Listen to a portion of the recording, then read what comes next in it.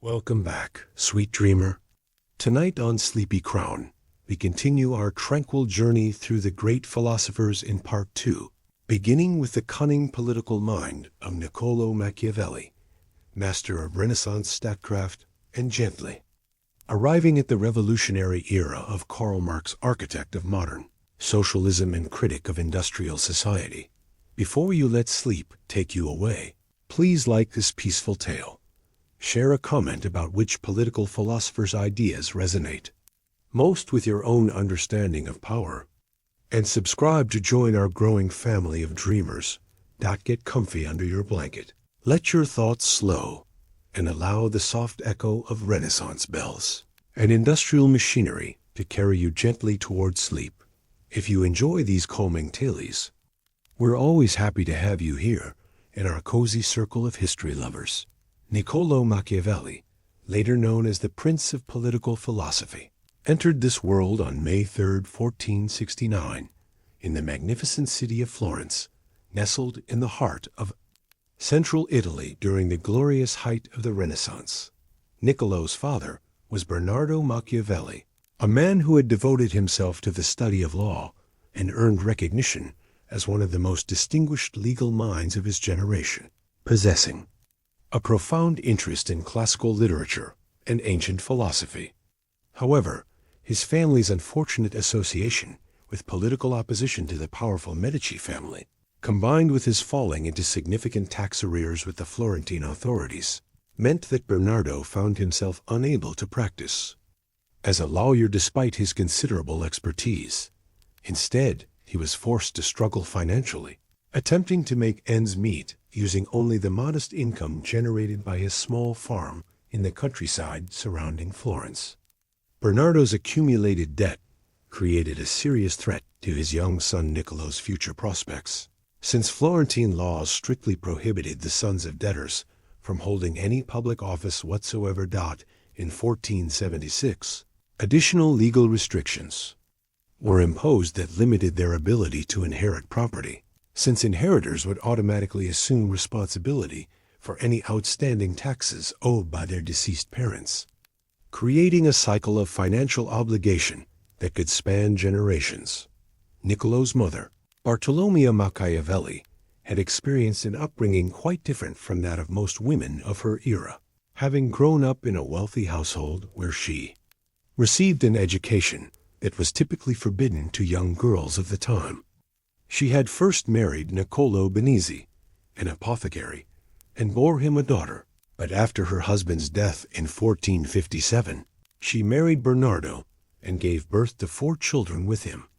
Bartolomea appears to have conducted business independently and on her own initiative, even though significant limitations existed regarding the sorts of economic and commercial activities that women were legally permitted to undertake during this period.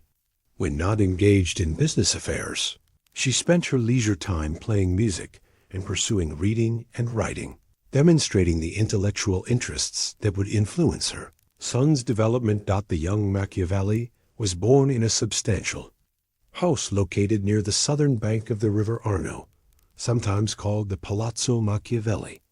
This large residence was divided among 4 different branches of the extensive Machiavelli family and housed approximately 30 people in total, creating a bustling household environment despite the cramped living conditions.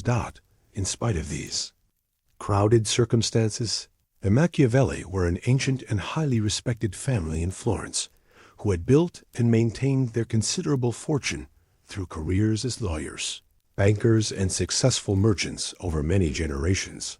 Although Niccolò would eventually follow his family's tradition by joining the professional classes of Florence, he would leave behind a legacy through his political writings that made him the most famous and controversial member of his distinguished clan. Despite his family's elevated social status and impressive intellectual credentials, Niccolò Machiavelli's early prospects appeared rather dim. Even though his native city of Florence was experiencing what historians now recognize as its golden age as a center of artistic creation and intellectual achievement.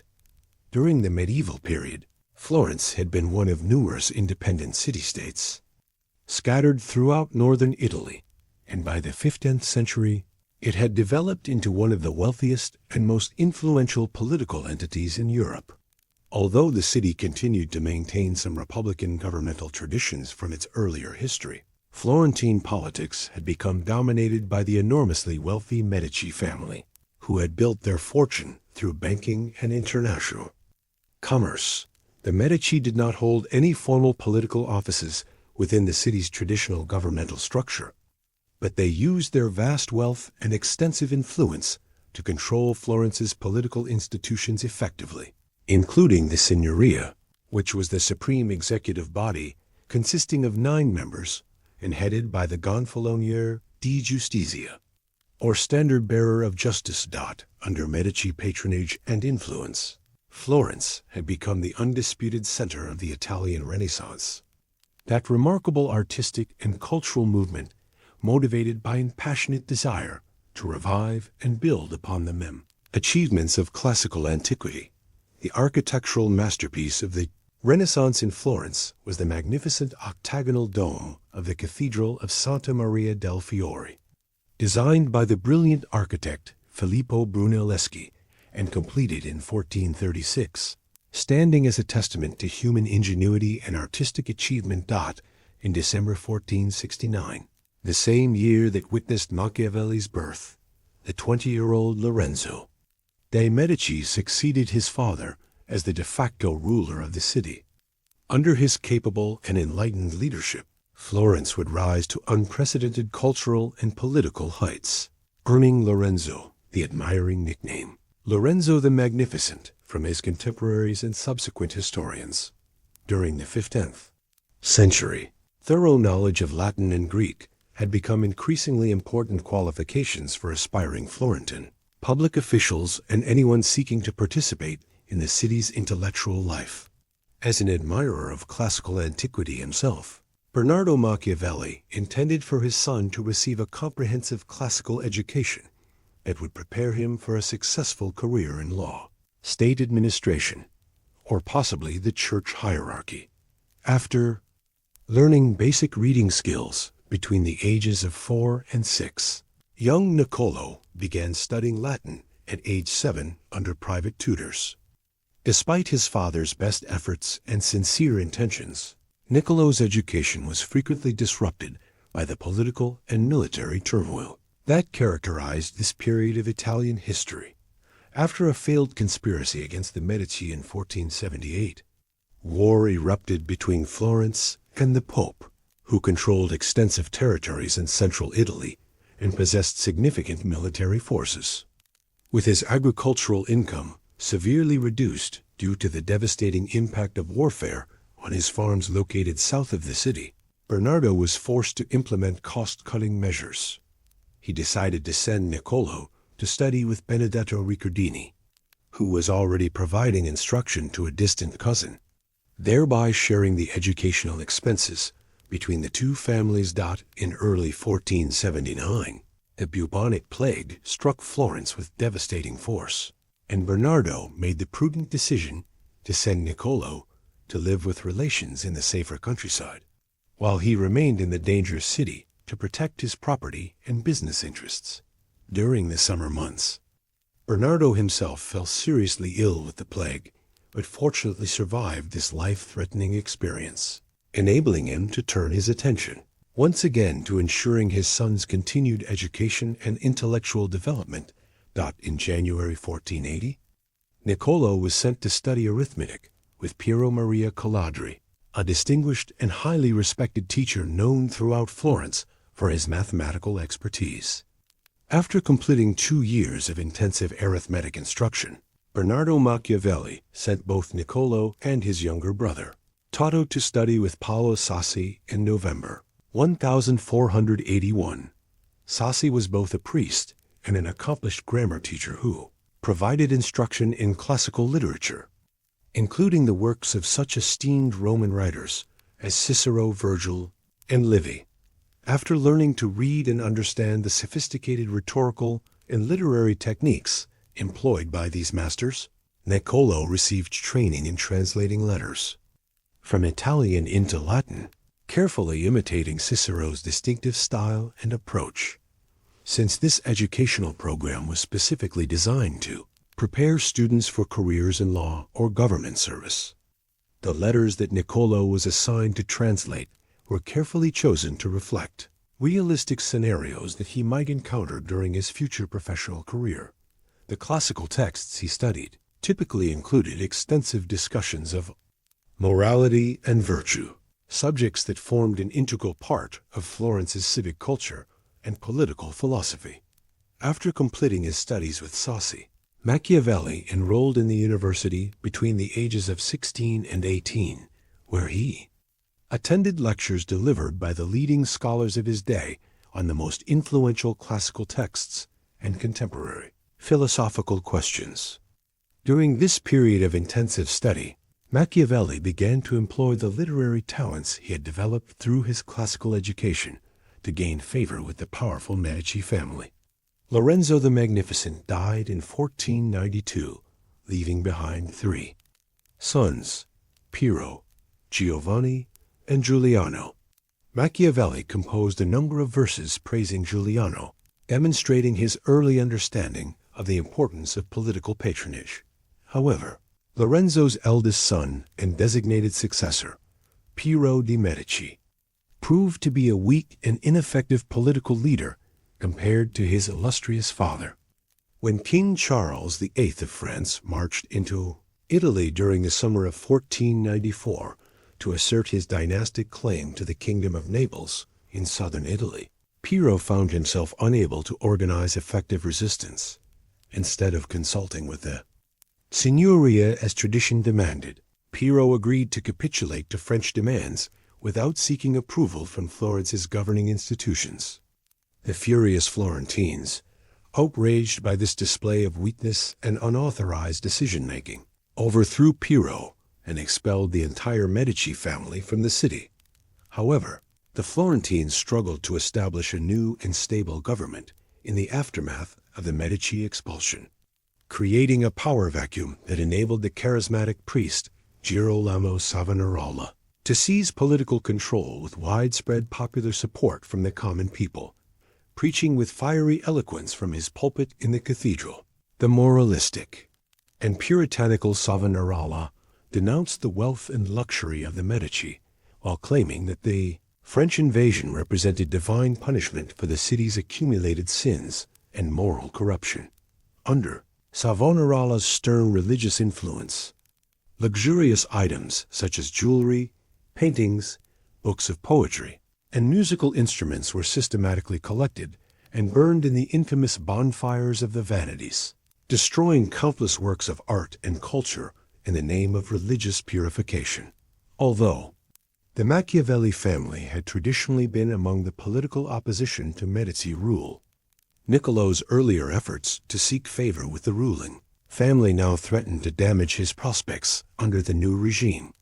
Meanwhile, his mother Bartolomea died in 1496, and his father Bernardo's income remained at dangerously low levels, leaving both Niccolò and his brother Tato in extremely precarious financial circumstances with uncertain prospects for the future. During this difficult period, Machiavelli worked diligently on a translation of the Andria by the Roman satirist Terence, rendering it from the original Latin into his native Tuscan dialect. Rather than producing a faithful and literal translation of the classical original, Machiavelli added his own vulgar jokes and inserted subtle references that criticized Savonarola's extremist policies and moral rigidity. Around this same time, Machiavelli met Marcello Adriani, who had been appointed as professor of poetry and rhetoric at the university in 1494.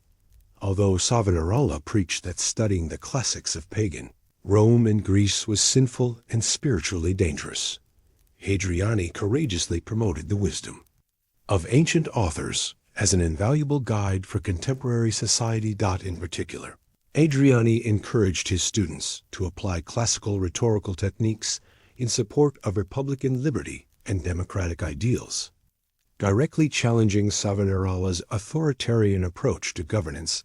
By 1497, Savonarola's political authority in Florence began to diminish significantly, as King Charles VIII signed a treaty with the League of Venice and withdrew French forces from Italian affairs.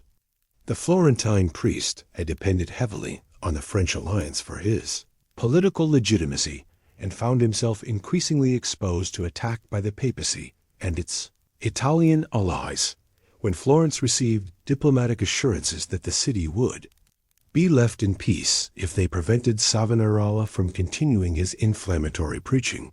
His political opponents within the city moved decisively against him.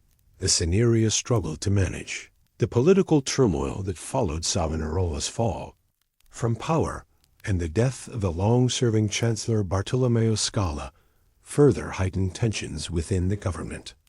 The Florentines were determined to choose a compromise candidate for important positions who was not closely associated with either Savonarola's religious faction or the exiled Medici party. Machiavelli's relative lack of strong political connections, which might have been a disadvantage under normal circumstances, now became a valuable asset in this search for neutral candidates.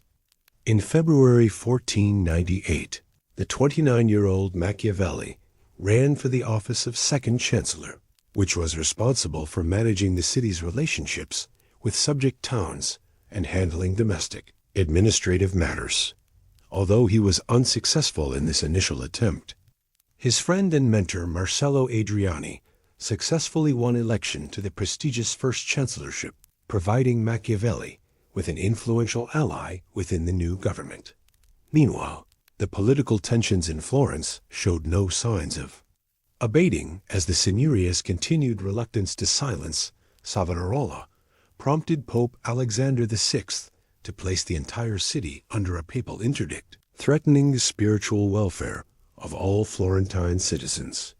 Eager to avoid having the full wrath of the Catholic Church fall upon their city and its people, the Florentines finally arrested Savonarola and hanged him along with two of his closest associates on May 23, 1498.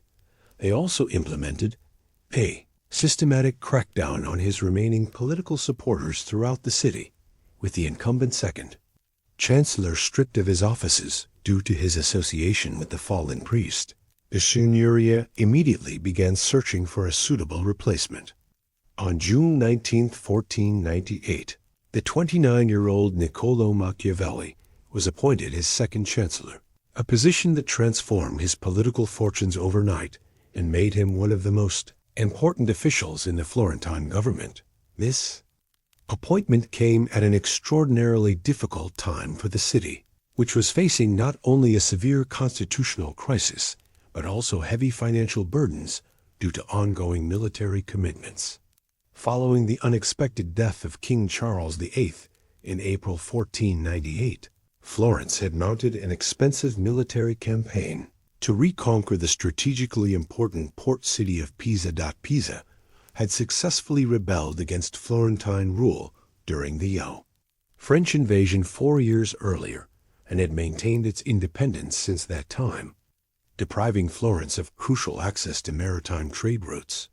Taking advantage of Florence's domestic instability, a Venetian army crossed into Florentine territory from the northeast, including a detachment led by Piero de' Medici and his brothers, who were attempting to restore their family to power through military force.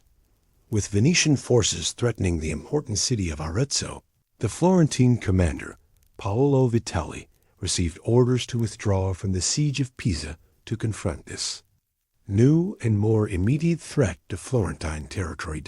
In the meantime, the new French King Louis XII was developing plans to attack Milan and seeking to repair diplomatic relations with both the Pope and Venice, threatening to leave Florence further isolated in the complex web of Italian politics. Florentine leaders now faced the crucial decision of whether to remain loyal to their French alliance or to switch sides and unite with their Italian neighbors against France, a choice that would have far-reaching consequences for the city's future. Although as second Chancellor, Machiavelli did not possess any formal responsibility for diplomatic affairs. Previous holders of this office had routinely played important diplomatic roles, sometimes even serving as ambassadors to foreign courts and governments. In March 1499, Machiavelli was dispatched on his first diplomatic mission to negotiate with a mercenary captain who had refused to fight according to his contractual obligations. Machiavelli carried out his instructions effectively and skillfully, signaling to all observers that Florence was not going to yield to pressure or intimidation. Meanwhile, a peace offer from Venice in April proved completely unacceptable to both Florence and Pisa, indicating that the Venetians were seeking to withdraw from the conflict and focus their military efforts on potential hostilities against the Ottoman Empire in the eastern Mediterranean. This development encouraged the Florentines to renew their campaign against Pisa with greater determination, and Machiavelli compiled a comprehensive report summarizing the opinions of Florence's military commanders, which concluded that Pisa could only be captured through a direct and sustained assault on the city's fortifications. However, Machiavelli achieved less success in July when he returned empty-handed from negotiations with the formidable Caterina Sforza, the regent of Forlì and an ally of both Florence and Milan, who was being forced to choose between supporting one or the other in the developing conflict. When French troops crossed into Italy and launched their attack on Milan in late July, the Florentines found themselves obliged once again to honor their alliance with France, despite the risks this created for their own security. The Florentine assault on Pisa in August initially appeared successful, as the city's walls were breached by artillery bombardment.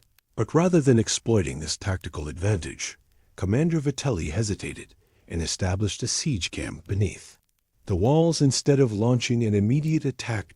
An outbreak of malaria subsequently weakened the Florentine army and provided the Pisans with the opportunity to repair their fortifications and organize their defense more effectively. The Signoria was outraged by this missed opportunity, but decided to send Vitelli reinforcements to complete the capture of the city, though the commander chose to raise the siege before these additional troops arrived.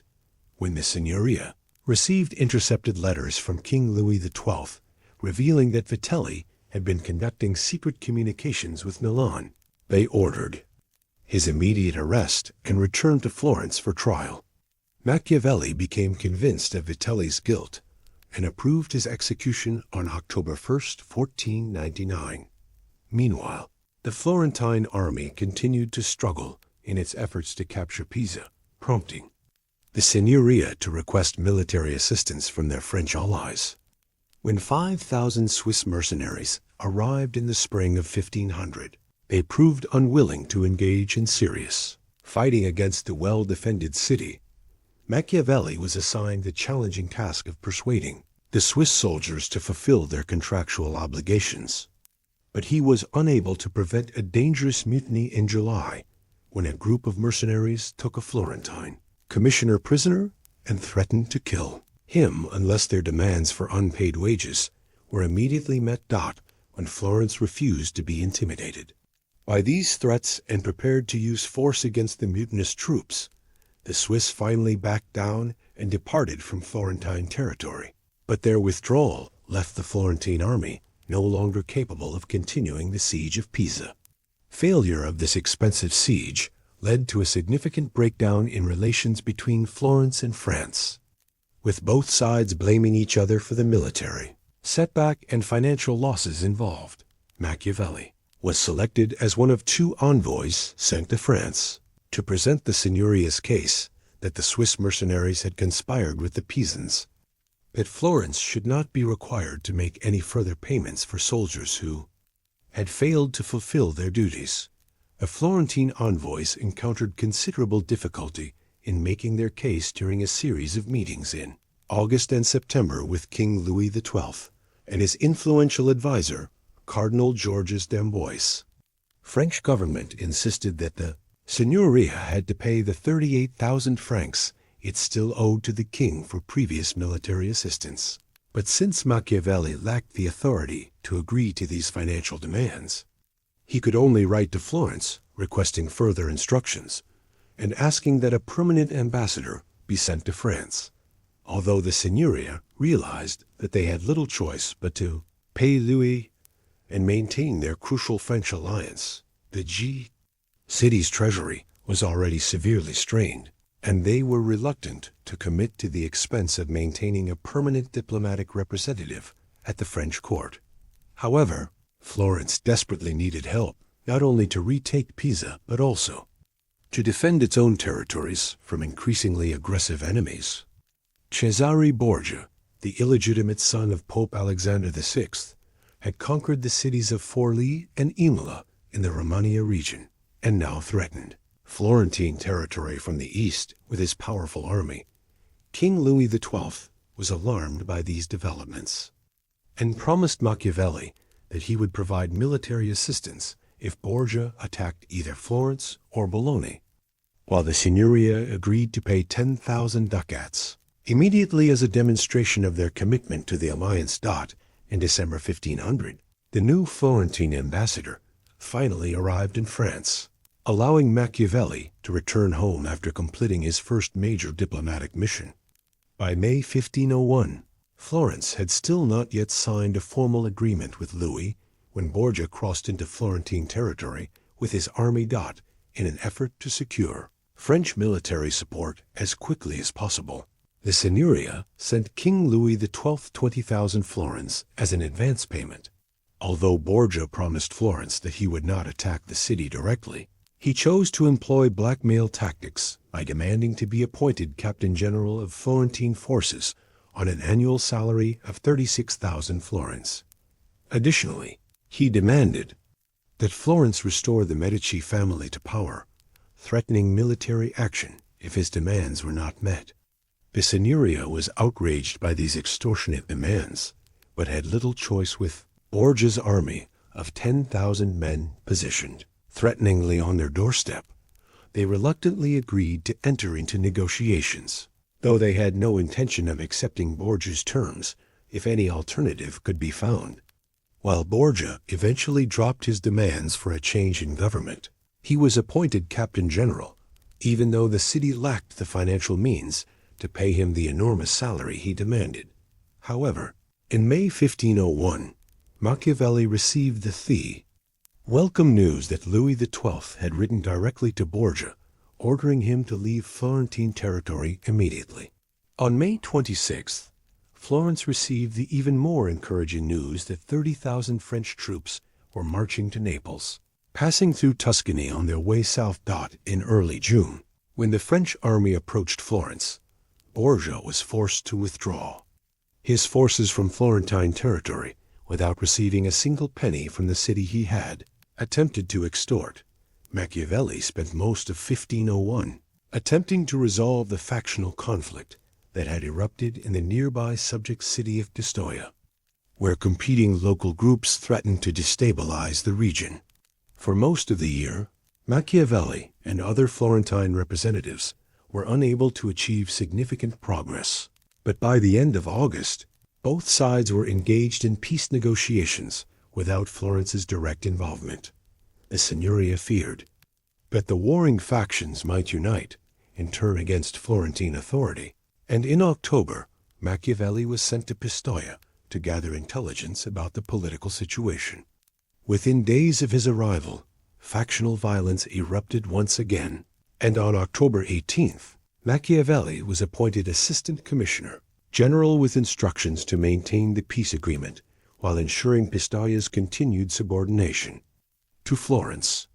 Thanks to Machiavelli's diplomatic skills and firm leadership, peace was restored on October 20th, and Florence's political and military situation improved significantly throughout the region. Away from his demanding political duties, in August 1501, the 32-year-old Machiavelli married 20-year-old Marietta Corsini, who came from a family far wealthier than Machiavelli's own. Although this was most likely an arranged marriage typical of the period, it proved to be a successful and loving partnership that would endure for the rest of Machiavelli's life. Marietta would often manage her husband's properties and business affairs when he was abroad on government missions, demonstrating the practical partnership that characterized their relationship. Despite these personal and professional successes, Florence remained far from secure. After providing military assistance to King Louis XII in capturing Naples, Cesare Borgia turned his attention northward once again, with obvious intentions of expanding his new Duchy of Romagna and demanding that Florence honor the agreement. It had signed under duress in May.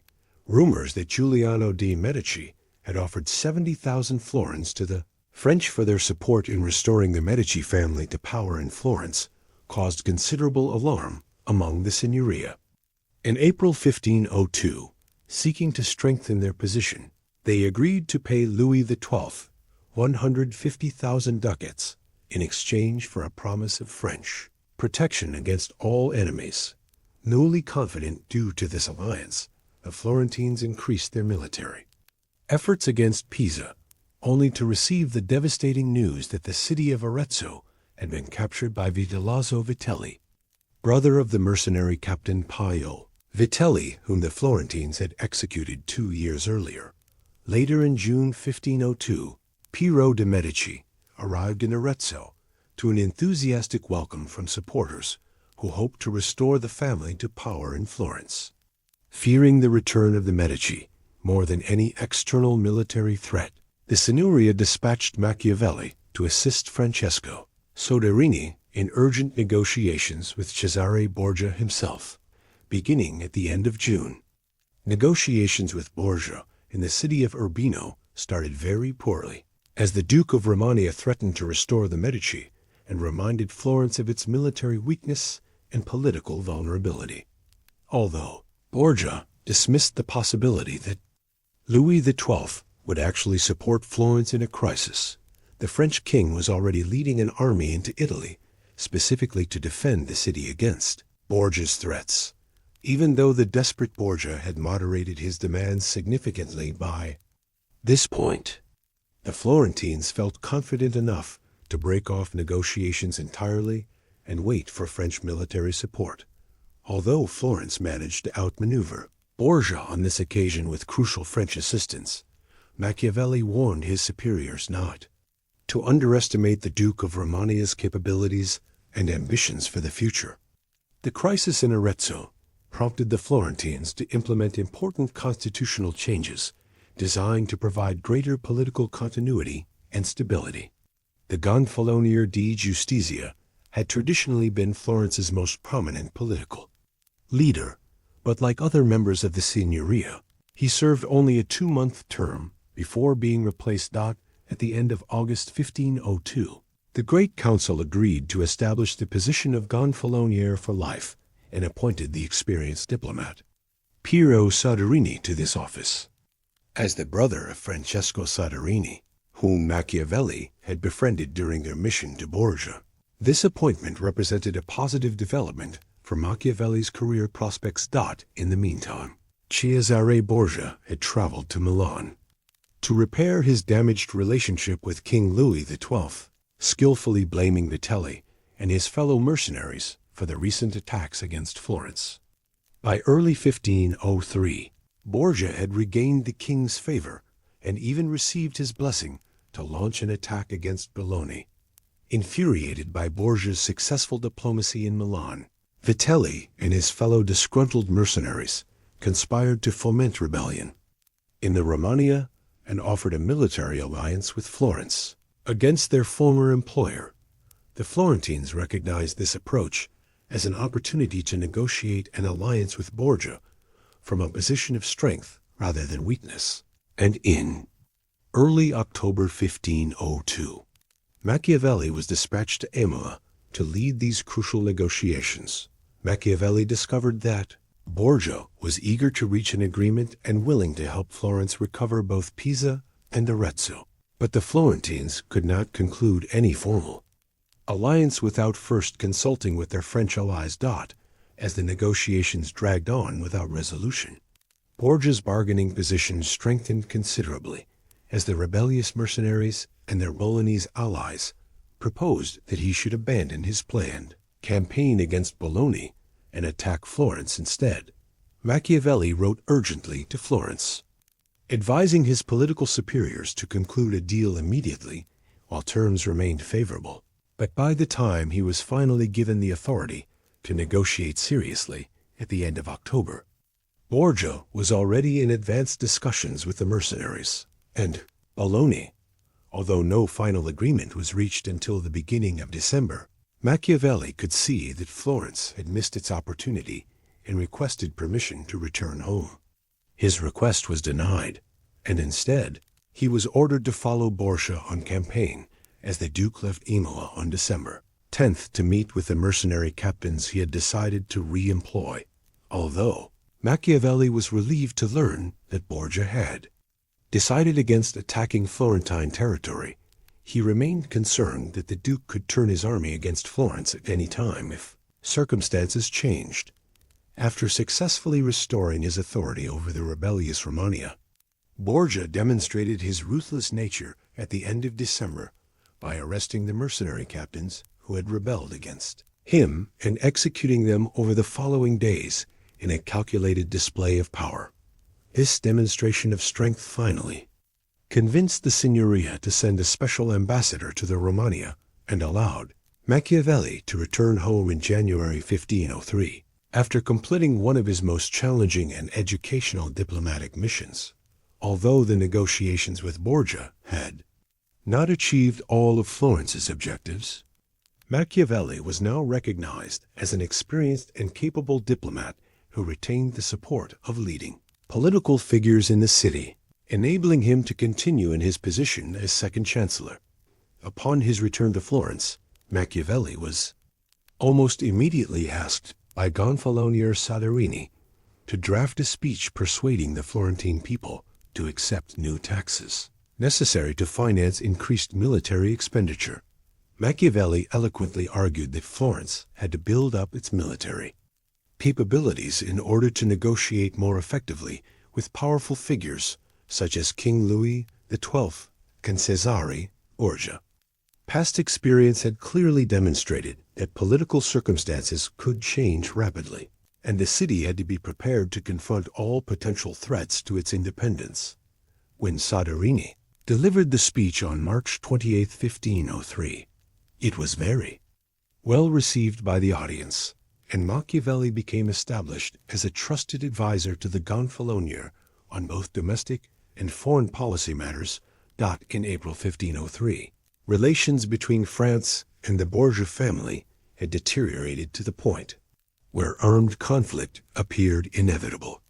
Pope Alexander VI began forming an anti-French league and reached out to Florence with offers to recognize a border between Florentine territory and the Duchy of Romagna.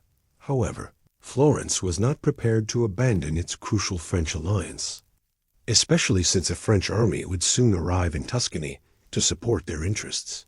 Having observed Cesare Borgia at close quarters during his diplomatic missions, Machiavelli warned his superiors not to underestimate the Duke's capabilities, and in August 1503, he wrote a detailed report describing how effectively Borgia had dealt with the rebellion of his mercenary captains and the cunning strategy he had employed to trap Vitelli and his associates at around the same time.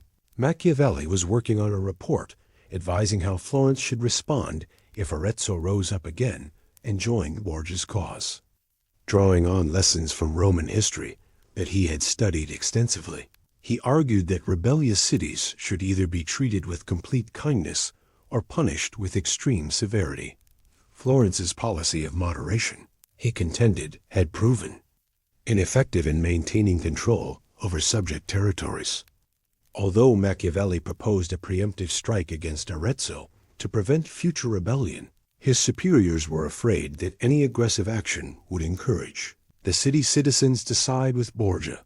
The arrival of a French army heading south to Naples temporarily diverted Borgia's attention from Tuscany, but the French were unable to spare any reinforcements specifically for Florence's defense. On August 18, 1503, Pope Alexander VI died suddenly, possibly from poisoning while dining with one of his cardinals. Cesare Borgia had fallen ill at the same dinner and hurriedly made his way to Rome to influence the election of a new pope who would support his political interests.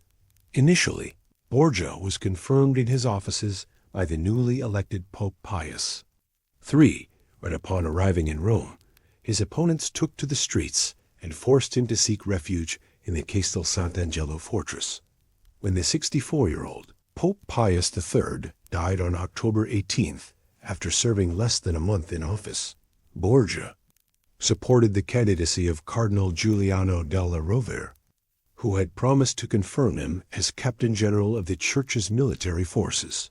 Machiavelli was sent to Rome to observe the papal conclave on October 31st, when della Rovere was elected unanimously and took the name Julius II.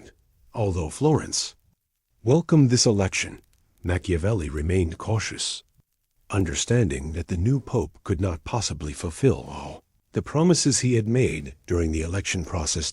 In November, when Venetian troops captured Imola and threatened to occupy the entire Romagna region, Machiavelli received assurances from the Pope that he would support Florence if the Venetians attacked Florentine territory. Meanwhile, Cesare Borgia was infuriated to learn that his duchy had been occupied by Venetian forces and began behaving erratically, doubting whether the Pope would honor his promises of support.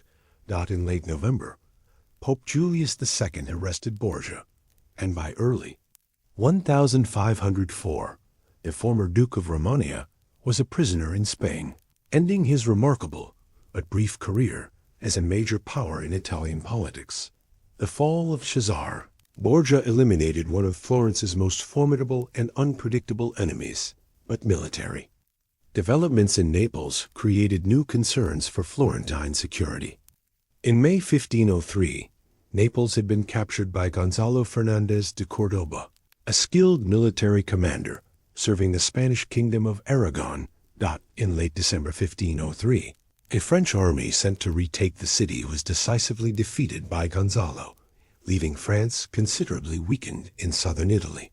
Florence was now vulnerable to Spanish pressure from the south, Venetian expansion from the east, and the possibility of an invasion by Holy Roman Emperor Maximilian I, whose empire included much of Germany and Austria. Maximilian's predecessors had traditionally been crowned emperor in Rome, often forcing reluctant popes to perform the ceremony through military invasion. In such an event, Florence could not rely on continued French military assistance to defend its independence.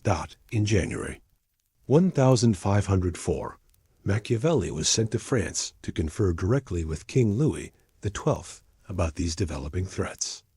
Although the king promised that he would make peace with Spain and the Holy Roman Empire, and then support the Florentines against Venice, the terms of the subsequent Franco-Spanish treaty placed Venice under Spanish protection, complicating Florence's diplomatic position. Machiavelli returned to Florence in early March 1504, frustrated by his largely fruitless mission, while the Florentines prepared for possible war with Aragon. In May, Gonzalo sent a military detachment to Pisa and declared that the city was under the protection of King Ferdinand of Aragon, clearly seeking to provoke armed conflict with Florence. Despite these provocations, the city's morale remained high, and when Michelangelo's magnificent sculpture of David was completed and moved to the Piazza della Signoria on May 14, 1504, the Florentines interpreted it as a symbol of their determination to resist stronger enemies. The Florentines decided that they had to capture Pisa before the Aragonese forces arrived in strength and devised an ambitious engineering plan to build 2 canals that would divert the flow of the river Arno. This would dry up Pisa's port and prevent the city from being supplied by sea, forcing its surrender. Machiavelli was assigned to supervise this complex engineering project, but he soon began to have serious doubts about the original plans and suggested an alternative design proposed by the renowned Leonardo da Vinci. However, by the end of September 1504, the ambitious project was abandoned due to technical difficulties and cost overruns. Piero Soderini had been an enthusiastic supporter of the canal scheme, and its failure significantly weakened the Gonfaloniers' political position within Florence. Machiavelli spent early 1505 working diligently to shore up Soderini authority and restore confidence in his leadership.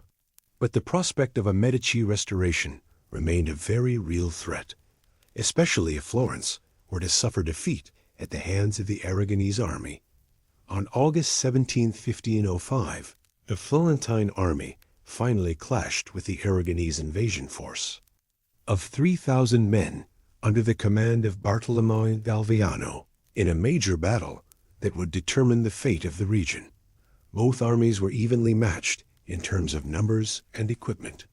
After several hours of bitter and intense fighting, the Florentines emerged triumphant, dealing a significant blow to Spanish ambitions in central Italy.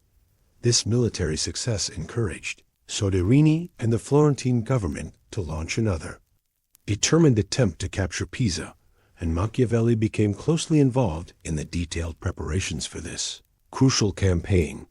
Although the campaign began promisingly and the capture of Pisa seemed inevitable, given Florence's military advantages, serious disagreements among the Florentine commanders fatally undermined the assault, and by mid-September, the Florentine army was forced to withdraw following the arrival of additional Spanish reinforcements. Once again, military failure called Soderini's leadership into serious question, and the Great Council refused to approve additional taxes needed to continue the expensive war effort against Pisa. With Florence desperately in need of more military manpower, Soderini finally agreed to Machiavelli's long-standing suggestion to establish a citizen militia recruited from the Tuscan countryside, rather than relying entirely on expensive and unreliable foreign mercenaries. February 15th, 1506, 400 new recruits paraded through the streets of Florence in their first public appearance, and Machiavelli was widely praised for his efforts in recruiting and training these citizen soldiers. Even though the militia had not yet received official recognition from the Great Council. In the summer of 1506, Pope Julius II announced plans to restore papal authority in the Romagna region and requested Florence's military assistance for this campaign. Although Machiavelli was sent to Rome to negotiate the terms of Florentine participation, Julius began his campaign without waiting for the Florentine troops he had requested. Between September and late October 1506, Machiavelli accompanied the Pope during his march northward, and Julius successfully captured Perugia and ousted its lord Giampaolo Baglioni, a mercenary captain who had formerly served Florence, but had changed sides to support papal enemies. The papal army's success in Perugia was welcomed by Florence, and the city eventually sent Julius the military contingent he had requested for the subsequent invasion of Bologna, which was captured on November 1st, 1506. Machiavelli returned home to Florence with great admiration for the Pope's personal boldness and decisive leadership in battle, qualities that earned Julius the nickname Warrior Pope among his contemporaries. Machiavelli hoped to inspire Florence with the same kind of boldness that Pope Julius had demonstrated, and spent the remainder of 1506 building support for his citizen militia, which had now grown to approximately 5,000 men. On December 6, 1506, the legislation that Machiavelli had drafted was finally passed by the Great Council, and he was officially appointed to oversee the militia's operations and continued development. Machiavelli spent the early months of 1507 working intensively on organizing and training the militia, where he proved to be a highly successful administrator, despite his lack of formal military experience. Within weeks, small detachments were already conducting raids in the Pisan countryside. In the meantime, Florentine diplomatic initiatives to secure assistance from either France or Aragon in the ongoing war with Pisa proved unsuccessful, leaving the city to rely primarily on its own resources. As emperor, Maximilian was rumored to be preparing for another Italian military campaign. Florence considered the possibility of reaching out to him for support. By December 1507, Machiavelli was sent to assist the Florentine ambassador Francesco Vettori in negotiations with the emperor. However, it was not until January 1508 that Machiavelli caught up with the imperial court at Bolzano in the Tyrol region. Vettori's inexperience in diplomacy and the practical difficulties of communicating with Florence over such distances caused the negotiations to founder almost immediately. The emperor demanded a substantial sum of money that Florence was unwilling and unable to pay, while Florence sought military support against Pisa that the emperor was unwilling to provide without compensation. Meanwhile, Emperor Maximilian surprised all observers by declaring war on Venice, and although his campaign started promisingly, the imperial armies were eventually defeated by Venetian forces. In June 1508, Maximilian signed a truce with Venice and withdrew his forces from Italy, no longer being in any position to help or threaten Florence. Machiavelli returned home in June, relieved that Florence had avoided making a costly diplomatic mistake. In July 1508, Machiavelli turned his attention back to developing the citizen militia. When Soderini convinced the Florentine councils to authorize another siege of Pisa, Machiavelli mobilized the militia and ordered it to conduct raids in the Pisan countryside to destroy the harvest and disrupt food supplies. Since the militia was temporarily without a designated commander, Machiavelli personally led this force in carrying out the mission, and by November, Pisa was experiencing serious shortages of food and supplies. In December 1508, the anti-Venetian League of Cambrai was formed by Emperor Maximilian, King Louis XII, Ferdinand of Aragon, and Pope Julius II, creating a powerful coalition against Venetian expansion. Florence soon signed agreements with both France and Aragon, promising to pay them 50,000 florins each in exchange for their support against Pisa. Over the course of several weeks in early 1509, Machiavelli moved between the various Florentine army camps to ensure that the besieging forces were adequately supplied with food, equipment, and ammunition. On May 20, 1509, the Pisans finally offered to surrender after years of determined resistance.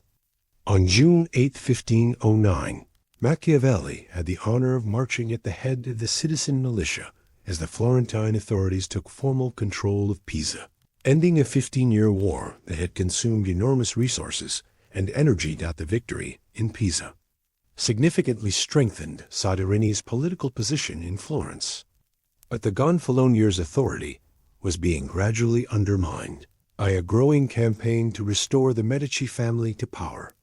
With the death of Piero de' Medici in 1503, Cardinal Giovanni de' Medici had become the head of the family and was actively working to build support for their return. Meanwhile, the League of Cambrai had achieved several important victories against Venice in the spring of 1509, but by summer, the Venetians were mounting an effective counterattack.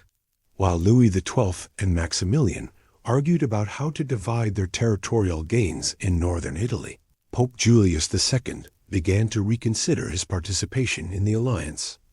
The Pope had achieved his primary objectives in recovering papal territories in the Romagna, and now began to fear a strong French military presence in northern Italy as much as he had previously feared Venetian expansion. In February 1510, Pope Julius II signed a treaty with Venice, and the prospect of the Pope withdrawing from the anti-Venetian alliance created dire consequences for Florence, especially since Julius had been persuaded to support the Medici cause. In June 1510, Machiavelli was sent to France with specific instructions to persuade King Louis XII to maintain his alliance with Emperor Maximilian and to avoid an open break with the Pope that would destabilize the entire Italian political situation. Louis instead insisted that Florence should provide direct military support against the Pope, but Machiavelli managed to convince him that it was in France's long-term interests for Florence to remain neutral in order to avoid provoking papal retaliation. Despite these diplomatic reassurances, when Machiavelli returned to Florence in September 1510, He was immediately given the task of recruiting 500 cavalrymen for the militia in case the city was dragged into a war against the Pope. During the winter months, the war turned in France's favor, allowing Florence a temporary period of calm and stability. However, in the summer of 1511, King Louis XII announced his intention to convene a general council of the Church to depose Pope Julius II, and sought to hold this revolutionary assembly in Pisa, despite Machiavelli's earnest efforts to dissuade Louis from this dangerous course of action. The king remained adamant that the council would proceed as planned.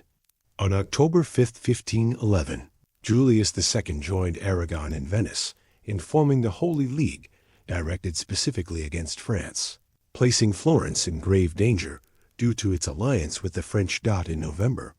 The General Council met for several sessions in Pisa, but was forced to relocate to Milan due to local discontent and security concerns. Florence remained loyal to its French ally, which achieved a significant victory by defeating a papal army at Ravenna on April 11, 1512. During this battle, Cardinal Giovanni de' Medici, serving as papal legate to the army, was captured by French forces. The Florentines were delighted by this development, and it appeared that a Medici restoration was completely out of the question. However, over the next 3 months, the armies of the Holy League launched coordinated attacks on multiple fronts that the overstretched French forces could not resist effectively. By July 1512, French forces had been expelled from Italy entirely, leaving Florence at the mercy of the Holy League.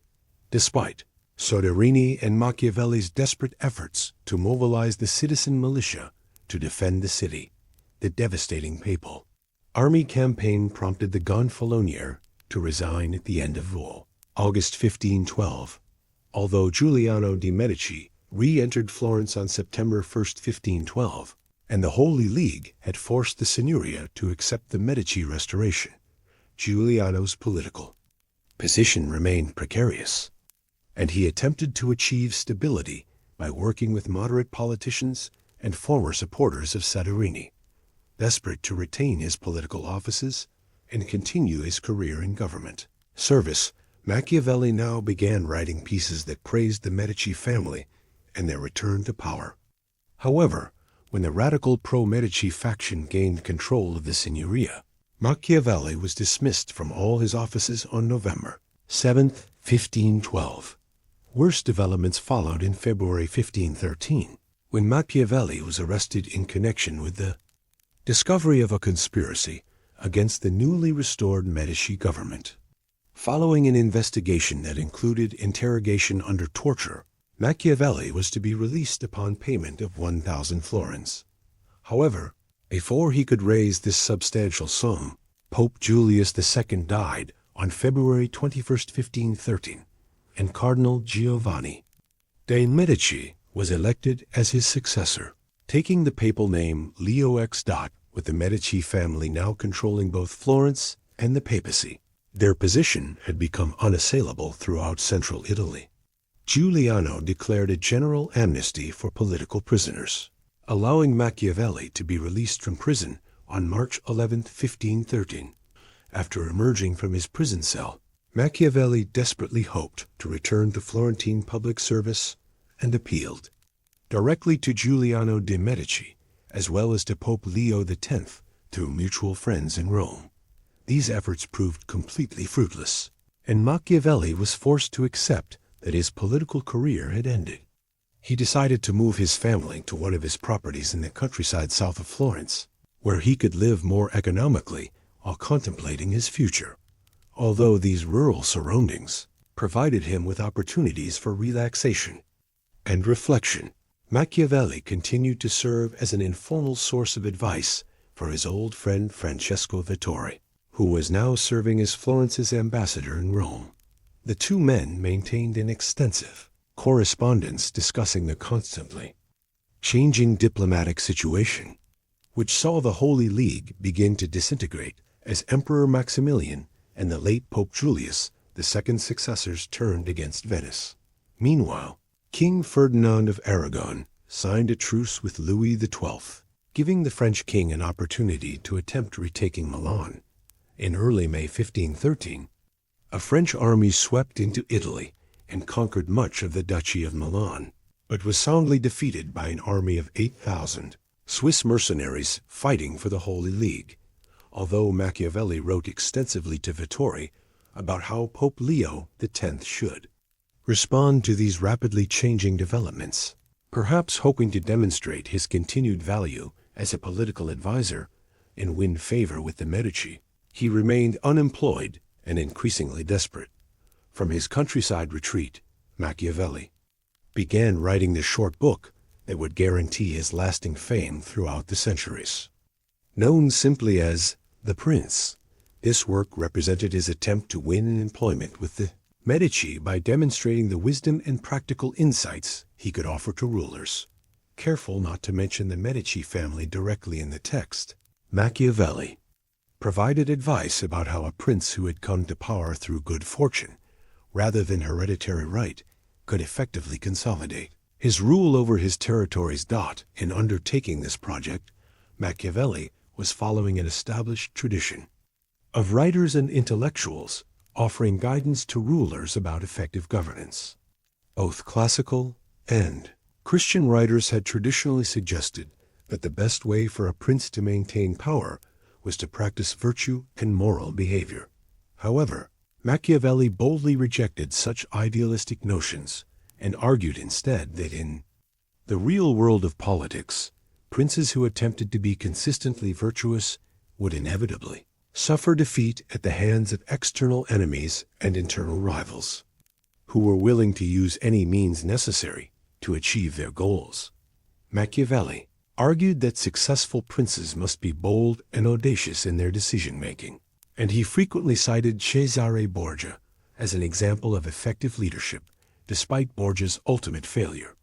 In order to maintain their positions, princes should be motivated by considerations of glory and honor rather than conventional morality. Recalling his experiences serving the Florentine government during years of continuous warfare, Machiavelli argued that to deal effectively with external threats, a wise prince had to maintain his own citizen militia rather than depending on unreliable foreign allies or expensive mercenaries who might change sides. With respect to maintaining internal order and overcoming the factional politics that had plagued Florence for decades, Machiavelli argued that it was better for a prince to be feared by his subjects than to be loved by them. This belief contributed significantly to his later reputation as a philosopher who justified doing evil for political purposes. Machiavelli hoped to present a copy of The Prince to Giuliano de' Medici, who spent most of his time in Rome and had left Florentine affairs in the hands of his nephew Lorenzo, the son of the late Piero de' Medici. In January 1514, Machiavelli sent an early unfinished draft to Vittori, who was immediately impressed by the work's originality and practical insights. During the following months, Machiavelli continued working on refining the text, adding stronger hints that a wise prince should employ experienced and capable public servants such as himself. Aside from political matters, Machiavelli and Vittori found time to exchange stories about their romantic adventures and love affairs. Although Machiavelli now had 3 children and his wife was expecting a 4th, he continued to pursue his passions with both women and young men, reflecting one of the more controversial practices from classical antiquity that had been adopted by some Renaissance intellectuals.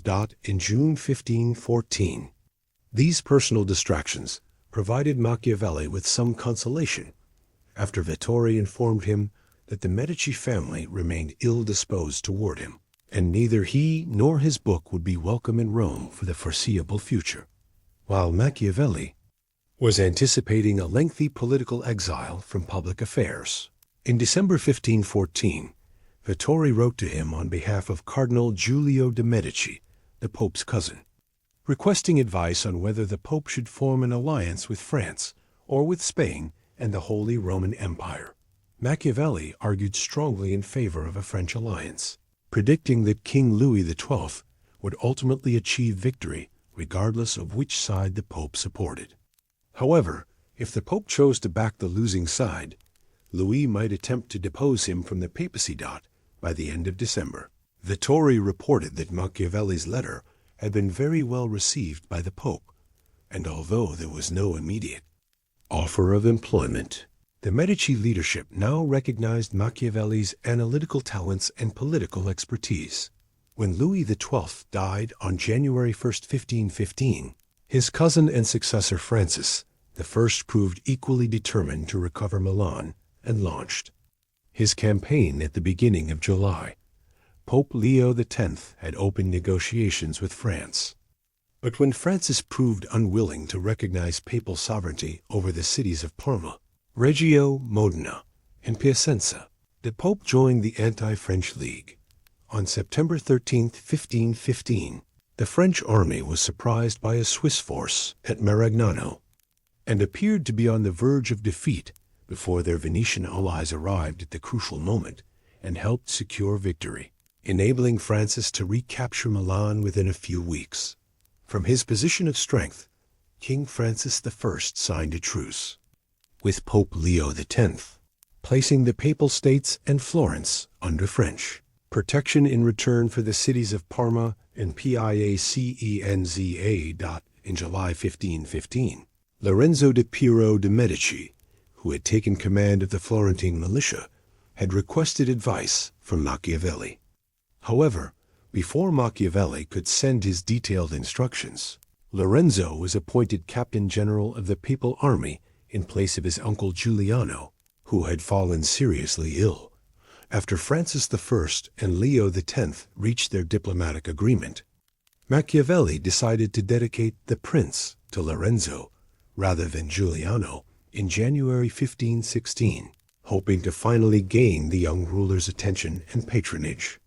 However, when Machiavelli delivered his carefully crafted treatise to the Palazzo Medici, Lorenzo had just received a pair of hunting dogs as a gift and paid little attention to Machiavelli's book, focusing instead on his new pets. And infuriated and deeply disappointed, Machiavelli vowed never to have anything further to do with the Medici family and began to look forward to their eventual downfall with grim satisfaction, recognizing that his political career was permanently finished.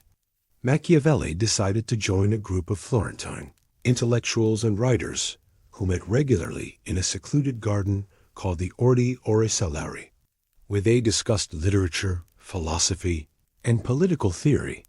During this period of forced retirement from politics, Machiavelli began composing a long narrative poem entitled The Ass, in which the narrator describes his experience of visiting the island of the enchantress Circe from Homer's Odyssey. On Circe's island, the narrator encounters various animals into which the sorceress had transformed men who had arrived on her shores. Making several digressions concerning contemporary Florentine politics, Machiavelli's animals represent thinly veiled references to Florence's political elite, while the narrator's transformation into an ass symbolized the author's withdrawal from his former political life, despite his intentions to avoid political commentary. Regardless of literary genre, Machiavelli's creative output could always be interpreted as a critique of Florentine politics and society.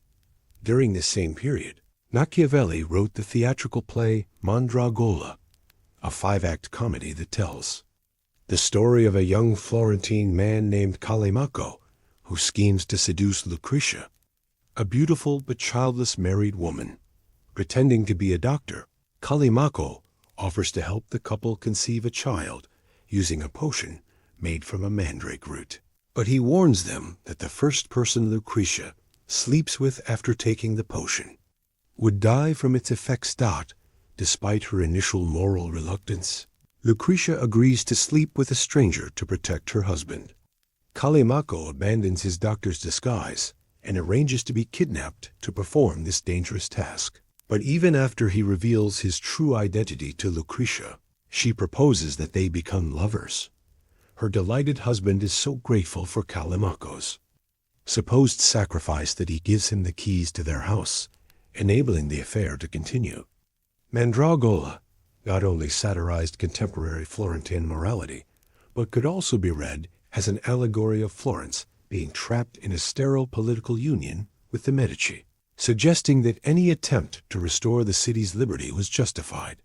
Even through deception, Machiavelli greatly enjoyed the intellectual discussions with his companions at the Orti or Celery, and soon developed the idea that Florentine society had become corrupt because it had failed to learn the essential lessons of classical antiquity. He began working on Discourses on Titus Livius, ostensibly framed as a commentary on the Roman historian Livy's history of Rome, but actually serving as an attempt to establish a comprehensive set of principles for the exercise of political power, while Machiavelli continued to approach politics through a realistic rather than idealistic perspective. He was no longer attempting to curry favor with the Medici family or any other contemporary rulers. In the Discourses, Machiavelli reached the conclusion that cities and states had achieved greatness only when they had been governed by free institutions, and that as soon as they fell under tyrannical rule, their fortunes invariably began to decline. For Machiavelli, political liberty meant not only freedom from oppression, but also the ability of citizens to enjoy equal political rights and their willingness to place the common good above narrow individual interests. Echoing his earlier arguments in The Prince, Machiavelli's conception of civic duty deliberately set aside conventional moral considerations in favor of practical effectiveness. In order to guarantee liberty, Machiavelli argued that states had to eliminate class divisions, enforce laws equally, establish a unifying state religion, and be led by men of exceptional virtue and capability. At the conclusion of the Discourses, Machiavelli lamented that Florence lacked the virtuous leader it desperately needed to eliminate corruption and overcome destructive factionalism. But he expressed hope that such a leader would emerge in the near future. Soon after completing the Discourses, Machiavelli was presented with an unexpected opportunity to return to public office with the death of Lorenzo de' Medici at the young age of 26 in May 1519. Pope Leo X sent his cousin Cardinal Giulio de' Medici to take temporary charge of Florence, and the cardinal attempted to heal the city's political divisions by reforming the constitution and expanding political participation to include more citizens. Machiavelli recognized this as an opportunity to return to political favor and serve the new moderate government. And once again, he turned to writing in an attempt to secure employment and demonstrate his value. Following the death of Emperor Maximilian in January 1519, his grandson Charles had been elected to succeed him as Holy Roman Emperor. Charles was already King of Spain following the death of his maternal grandfather, King Ferdinand of Aragon, in 1516, and he had also inherited the kingdoms of Naples and Sicily in southern Italy. As Holy Roman Emperor Charles V, he now controlled vast territories that could threaten Florence and the Papal States from both north and south simultaneously. In October 1519, after failing to reach acceptable terms with King Francis I, Pope Leo X concluded an agreement with Charles V against the French. Florence would inevitably be drawn into this renewed conflict between the two great powers. In November 1519, Machiavelli began writing a treatise on military affairs in a calculated attempt to gain Cardinal Giulio's favor and attention. In the art of war, Machiavelli presented his ideas on military theory and practice through the literary device of a dialogue featuring the mercenary captain Fabrizio Colonna as the main speaker. Echoing arguments from his earlier writings, Machiavelli contended that an effective military force represented the best protection for a state's liberty, and that a citizen militia was vastly preferable to hired mercenaries whose loyalty could never be guaranteed. By making these arguments, Machiavelli was seeking to justify his earlier record as organizer of the Florentine militia under Soderini's government and demonstrate his continued relevance to military affairs. In addition to discussing military organization, and training. Methods. Machiavelli examined weapons and fortifications extensively, championing the latest developments in military technology, including firearms and the innovative star-shaped fortresses that provided superior protection against artillery. Bombardment. The art of war concluded with the bold prediction that whichever state effectively implemented the theories and technologies described in the book would ultimately conquer the whole of Italy. Dedicated to Lorenzo Strozzi, a close ally of the Medici family. The art of war successfully facilitated a meeting between Machiavelli and Cardinal Giulio in March 1520. The cardinal was sufficiently impressed to send a recommendation to Pope Leo X, who agreed to give Machiavelli a second chance at public service. In April 1520, Machiavelli received the welcome news that he would be commissioned to write an official history of the Florentine state. Though before the contract was formally awarded in November, he was asked to carry out several minor diplomatic missions to prove his reliability and competence to the Medici leadership. Machiavelli conducted himself so professionally during these assignments that, in addition to his work as a historian, Cardinal Giulio asked him to prepare proposals for constitutional reform in Florence. In his detailed report, Machiavelli examined the various changes in government that Florence had experienced over the past century and argued that the city was naturally suited to republican government rather than princely rule, acknowledging that such a proposal would necessarily diminish the Medici family's authority. Machiavelli suggested abolishing the traditional signoria and having the Pope appoint a body of 65 men who would serve for life and take turns performing the functions previously handled by the signoria. Machiavelli also proposed establishing a council of 200 citizens appointed by the Pope to represent middle-class interests and reviving the Great Council to provide representation for the common people, recognizing that the Medici would be extremely reluctant to re-establish the Great Council, which had been associated with their earlier exile. Machiavelli suggested that the Pope and Cardinal should retain direct authority over the judicial system and that the military forces, although these radical proposals proved too threatening to Medici interests to be implemented. Machiavelli continued to enjoy the confidence and support of the Cardinal. In January 1521, as Machiavelli continued working diligently on his historical research and writing, war broke out between Francis I and Charles V, prompting Pope Leo X to sign a formal alliance with Charles. The emperor agreed to seize Milan from the French and guarantee continued Medici rule in Florence in return for papal military support against French forces. Although Machiavelli may have hoped to play some significant diplomatic role during this latest round of hostilities, he was instead assigned to resolve a dispute involving the Franciscan order in Florence's favor, which he accomplished successfully by invoking the authority of the Pope. Meanwhile, the fate of Italy hung in the balance as French and papal imperial armies prepared for decisive battles. Machiavelli used this opportunity to publish The Art of War and sent copies to leading political and military figures throughout Italy. Since he no longer harbored serious political ambitions, his primary motivation was to encourage the adoption of best practices by the papal imperial army in their fight against the French. By the end of 1521, the French army had begun to disintegrate under military pressure, and on November 20th, the citizens of Milan rose in rebellion against French rule, forcing the French to withdraw entirely from Italy. During the winter of 1521, Machiavelli resumed intensive work on his historical project. But Florence was once again destabilized when Pope Leo X died suddenly on December 1st. The Pope's death significantly weakened Medici control over Florence, and with the promise of French support, Cardinal Francesco Soderini plotted to expel the Medici and restore his brother Piero to power as Gonfalonier.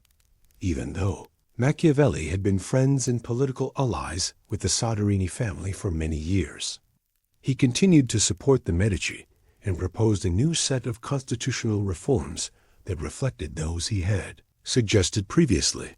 The changing political situation prompted Cardinal Giulio to seriously consider accepting Machiavelli's recommendations.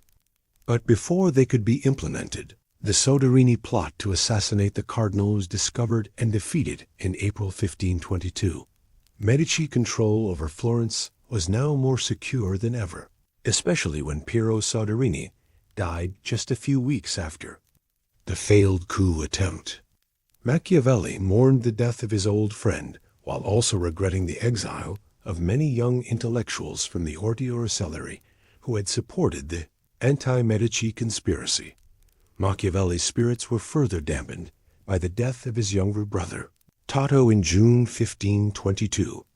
Adding personal grief to his political disappointments, on September 14, 1523, Leo X's successor, Adrian VI, died after a brief pontificate, and Cardinal Giulio de' Medici was elected as Pope Clement VII. Although the new pope had previously supported Charles V in his wars against Francis I, neither the papacy nor Florence could bear the enormous costs of continued fighting. Despite the absence of papal support, imperial armies successfully pushed French forces over the Alps and out of Italy. In 1524, Pope Clement VII turned his attention to Florentine affairs and sent his illegitimate cousins, Ippolito and Alessandro de' Medici, to rule over the city directly. While peace was restored to Florence under this new arrangement, Machiavelli began a romantic affair with the actress and singer Barbara Saliatati, to whom he dedicated several passionate love poems. Recognizing that he was treating his wife unfairly, Machiavelli wrote the comedic play Clizia, which mocked a married man who embarrasses himself during an attempt to seduce a young girl. The play proved an instant success following its premiere on January 13, 1525, demonstrating Machiavelli's continued popularity as a literary figure even though his own political career remained stalled.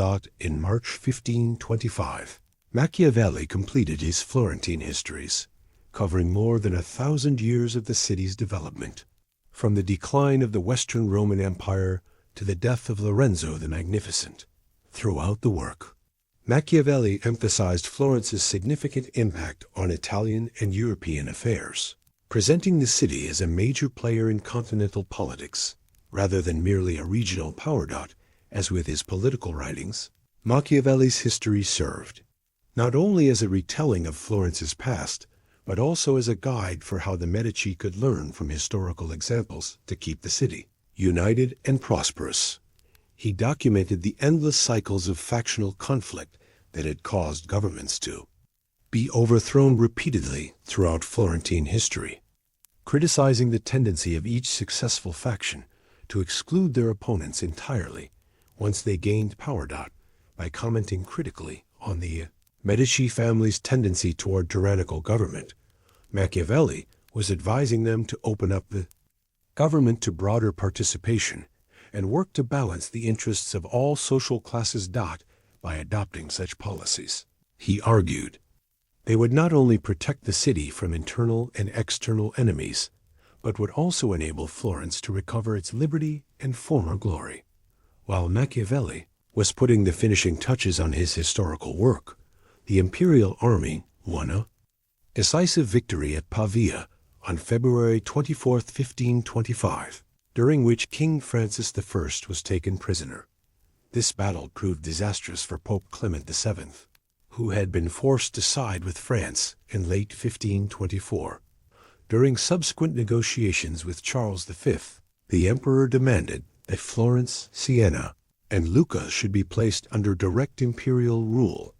These terms were completely unacceptable to the Pope, who understood that the alternative was war, even though he possessed no significant military forces of his own.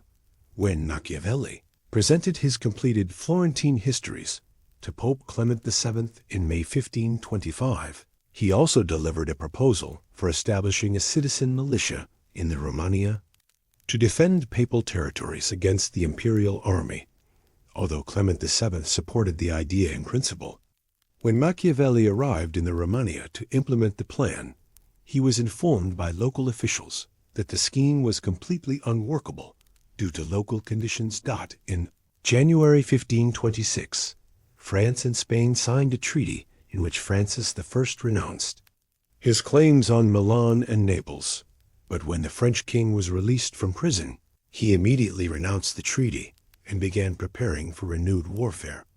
Pope Clement VII feared that Charles V would march on Rome, with Florence standing directly in the path of any such invasion. Machiavelli was assigned to examine the city's defenses and reported that the walls would need to be significantly strengthened to withstand modern artillery bombardment. In April 1526, Machiavelli was summoned to Rome, where he was asked to take charge of strengthening the city's fortifications against potential imperial attack. On May 22, 1526, the Anti-Imperial League of Cognac was formed, bringing together the papacy, France, Venice, and Florence in opposition to Charles V's growing power. By the end of June, the League's armies under Francesco della Rovere had advanced to the outskirts of Milan. During May and June, Machiavelli busied himself overseeing repairs to Florence's defensive walls, but by early July, he was sent to join the League's army in northern Italy.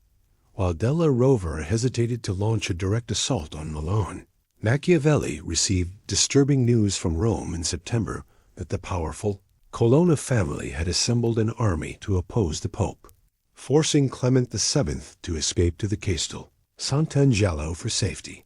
The situation deteriorated further when an imperial army of 16,000 German Landsknechts swept through northern Italy in November and appeared destined to march on Tuscany. In February 1527, Machiavelli was sent to the League's headquarters to determine whether its armies would defend Florence against the approaching imperial forces. Upon his arrival, he learned that della Rovere was unwilling to carry out his orders due to an ongoing dispute with the Pope over strategy and command authority. Although Clement VII managed to sign a truce with the imperial army, the underpaid German soldiers refused to honor the agreement and continued their advance toward Rome, defying their own commanders. Belatedly recognizing the extreme danger, Pope Clement VII hurriedly renewed his alliance with the French and Venetians and gave in to della Rovere's demands for greater authority. In April, the imperial troops reached Arezzo and were positioned to attack Florence, but they decided to march directly on Rome rather than risk battle with della Rovere's forces.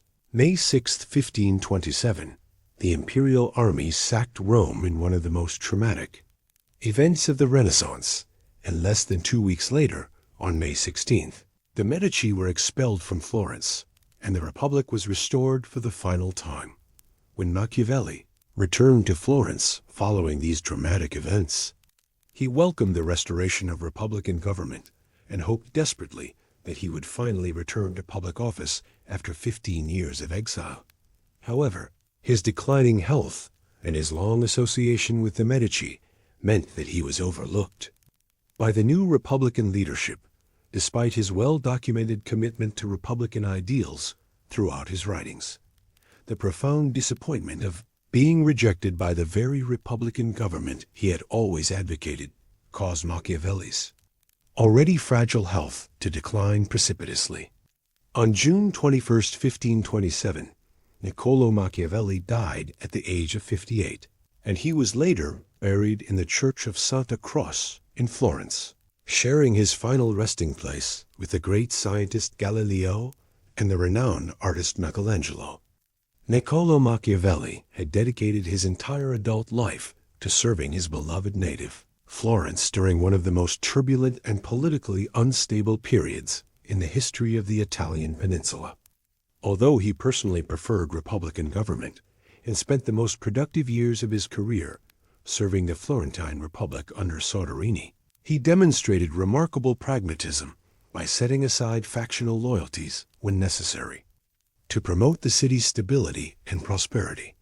His extensive experience as a diplomat, responding to constantly shifting alliances and rapidly changing political circumstances, gave him unique insights into the harsh realities of political and diplomatic affairs. These practical insights have remained influential over the centuries through his political writings, which continue to be studied by scholars and practitioners of statecraft. Machiavelli's advice for political actors to dismiss moral and ethical considerations when exercising power horrified Christian moralists and liberal philosophers for centuries and contributed to his controversial reputation. The Prince is often interpreted as a handbook for tyrants and dictators, while the term Machiavellianism has entered the English language to describe manipulative and deceitful behavior. Although he is primarily remembered as a political theorist, Machiavelli also distinguished himself as a literary figure during his accomplished career. His comedic plays were particularly well received during his lifetime and continue to be performed today, while his extensive correspondence with friends reveals a man of considerable humor and wit who maintained his intellectual curiosity despite political setbacks. What emerges from a comprehensive study of Machiavelli's life and work is a complex figure whose political prescriptions were intended to create strong and stable states that could guarantee prosperity and liberty for their inhabitants, rather than simply enabling rulers to maintain power for its own sake. Karl Marx, later known as the most influential political philosopher of the modern era, entered this world on May 5, 1818. In the historic town of Trier in western Germany, located not far from the present-day border with Luxembourg. The first half of the 19th century, this ancient Roman settlement found itself within a large section of the German Rhineland that had come under the political control of the Kingdom of Prussia during the complex territorial reorganizations of the 18th and early 19th centuries. Marx's father was Heinrich Marx, a German lawyer of Jewish heritage, whose own father had served as a rabbi in their local community. Heinrich's original name had been Herschel Levi, but he changed it around the time of Karl's birth after renouncing his Jewish faith and converting to Lutheran Christianity in response to the mounting anti-Semitism that was spreading throughout Europe during the 19th century. Heinrich had established himself as a successful legal practitioner, and the family also owned several vineyards that provided them with additional income beyond his law practice. Karl's mother was Henriette, a Dutch-born woman who had married Heinrich in 1814 after moving to the German territories. Their marriage produced 9 children in total, with Karl being the third born. 2 of these children would die during infancy. So Karl grew up in a household with 6 surviving siblings. The Marx family enjoyed a relatively comfortable and affluent lifestyle during Karl's childhood years. When he was still an infant, the family moved into a spacious 10-room townhouse in Trier, a clear indication of their upper-middle-class economic status within the community. The household maintained a secular atmosphere that embraced the ideas of rationalism and liberalism that had permeated European intellectual circles during the Enlightenment of the 18th century. Young Karl received his early education at home under the direct supervision of his well-educated father until he reached the age of 12. After that point, he was sent to attend a local school in Trier that was operated by Hugh Wittenbach, an educator who would later become embroiled in considerable controversy due to his radical teaching methods and curriculum. This institution eventually attracted the attention of Prussian authorities, who intervened to actively change the educational methods being employed and the texts being studied at the gymnasium, reflecting the political tensions of the era.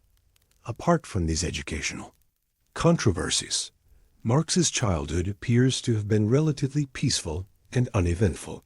He rarely reflected on his younger years in any of his later philosophical or political writings, suggesting that these early experiences did not profoundly shape his intellectual development. Marx's life and revolutionary political philosophy were fundamentally shaped by the dramatic economic and social transformations that were just beginning to accelerate across the European continent as he was growing up. The Industrial Revolution had originated in England during the 1770s when innovative entrepreneurs, particularly those controlling the country's textile manufacturing, began to realize that they could substantially increase their profits by introducing machinery to carry out weaving processes that had traditionally been performed by hand.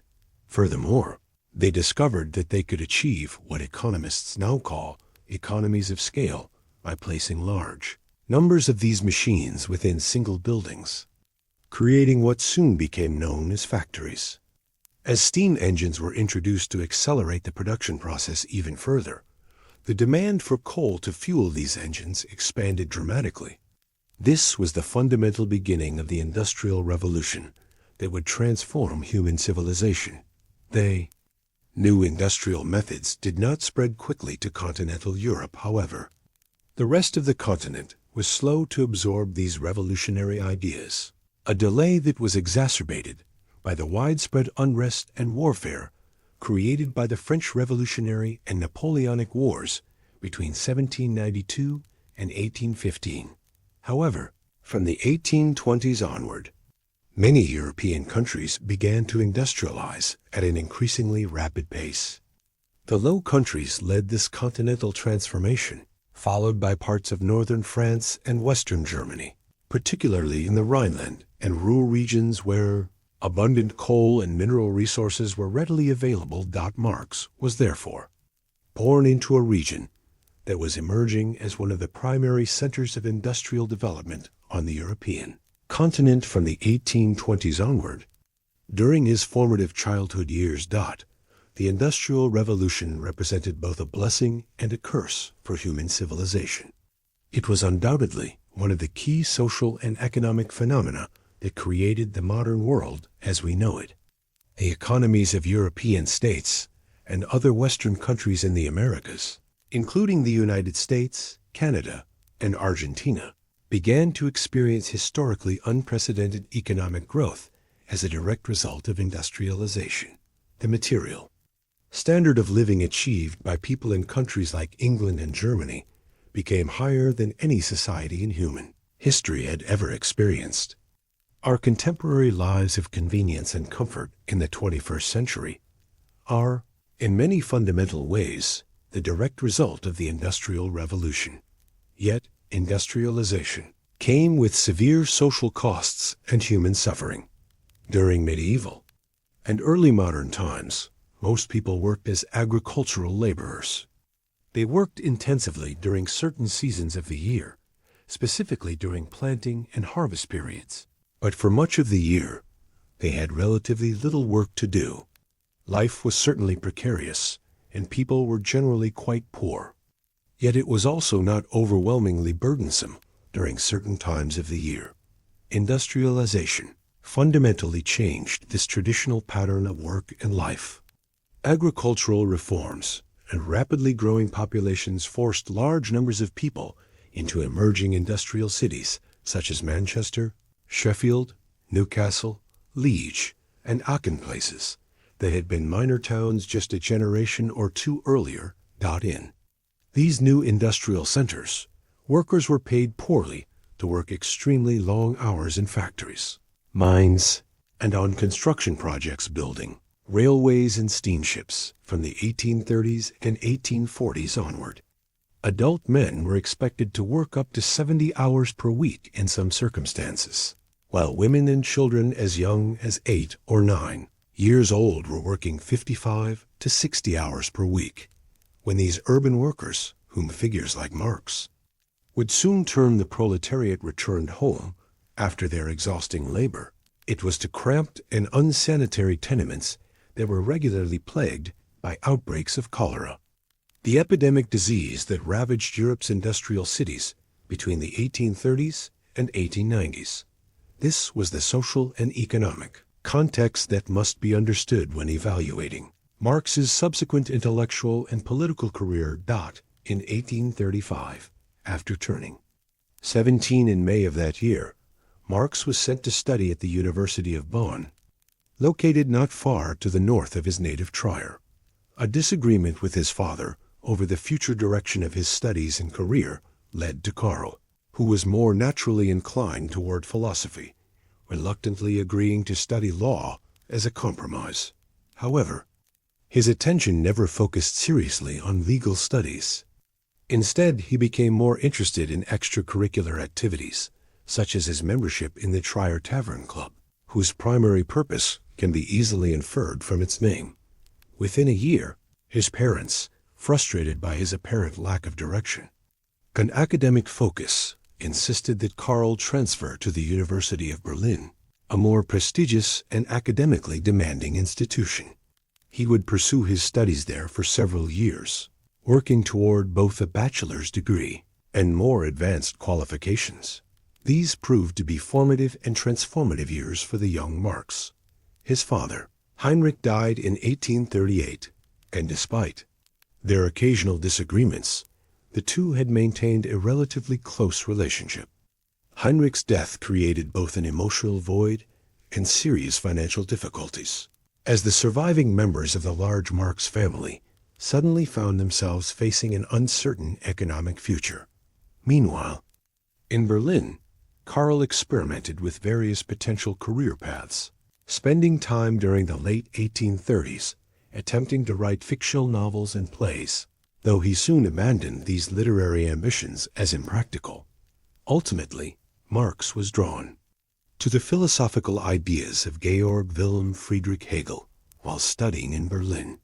Hegel had died in the Prussian capital in 1831, and there were many faculty members at the University of Berlin who had known and worked with the great philosopher. Hegel's correspondence was also being edited and published there, making the study of his philosophical system somewhat fashionable during this period. Marx soon became an active member of the Young Hegelians, a group of students and radical intellectuals who were critical of the conservative Prussian government and who believed, in accordance with Hegel's philosophical framework, that individual liberty and the creation of a more permissive society represented genuine social goods. It was through his study of Hegel and his association with the Young Hegelians that Marx began working on a doctoral dissertation at the University of Jena under the supervision of Bruno Bauer, who had been a former student of Hegel's. Marx's dissertation was entitled "The Difference Between the Democritean and Epicurean Philosophy of Nature," and involved the comparative analysis of the philosophical work of Democritus and Epicurus, two ancient Greek philosophers of the 4th and 3rd centuries BC.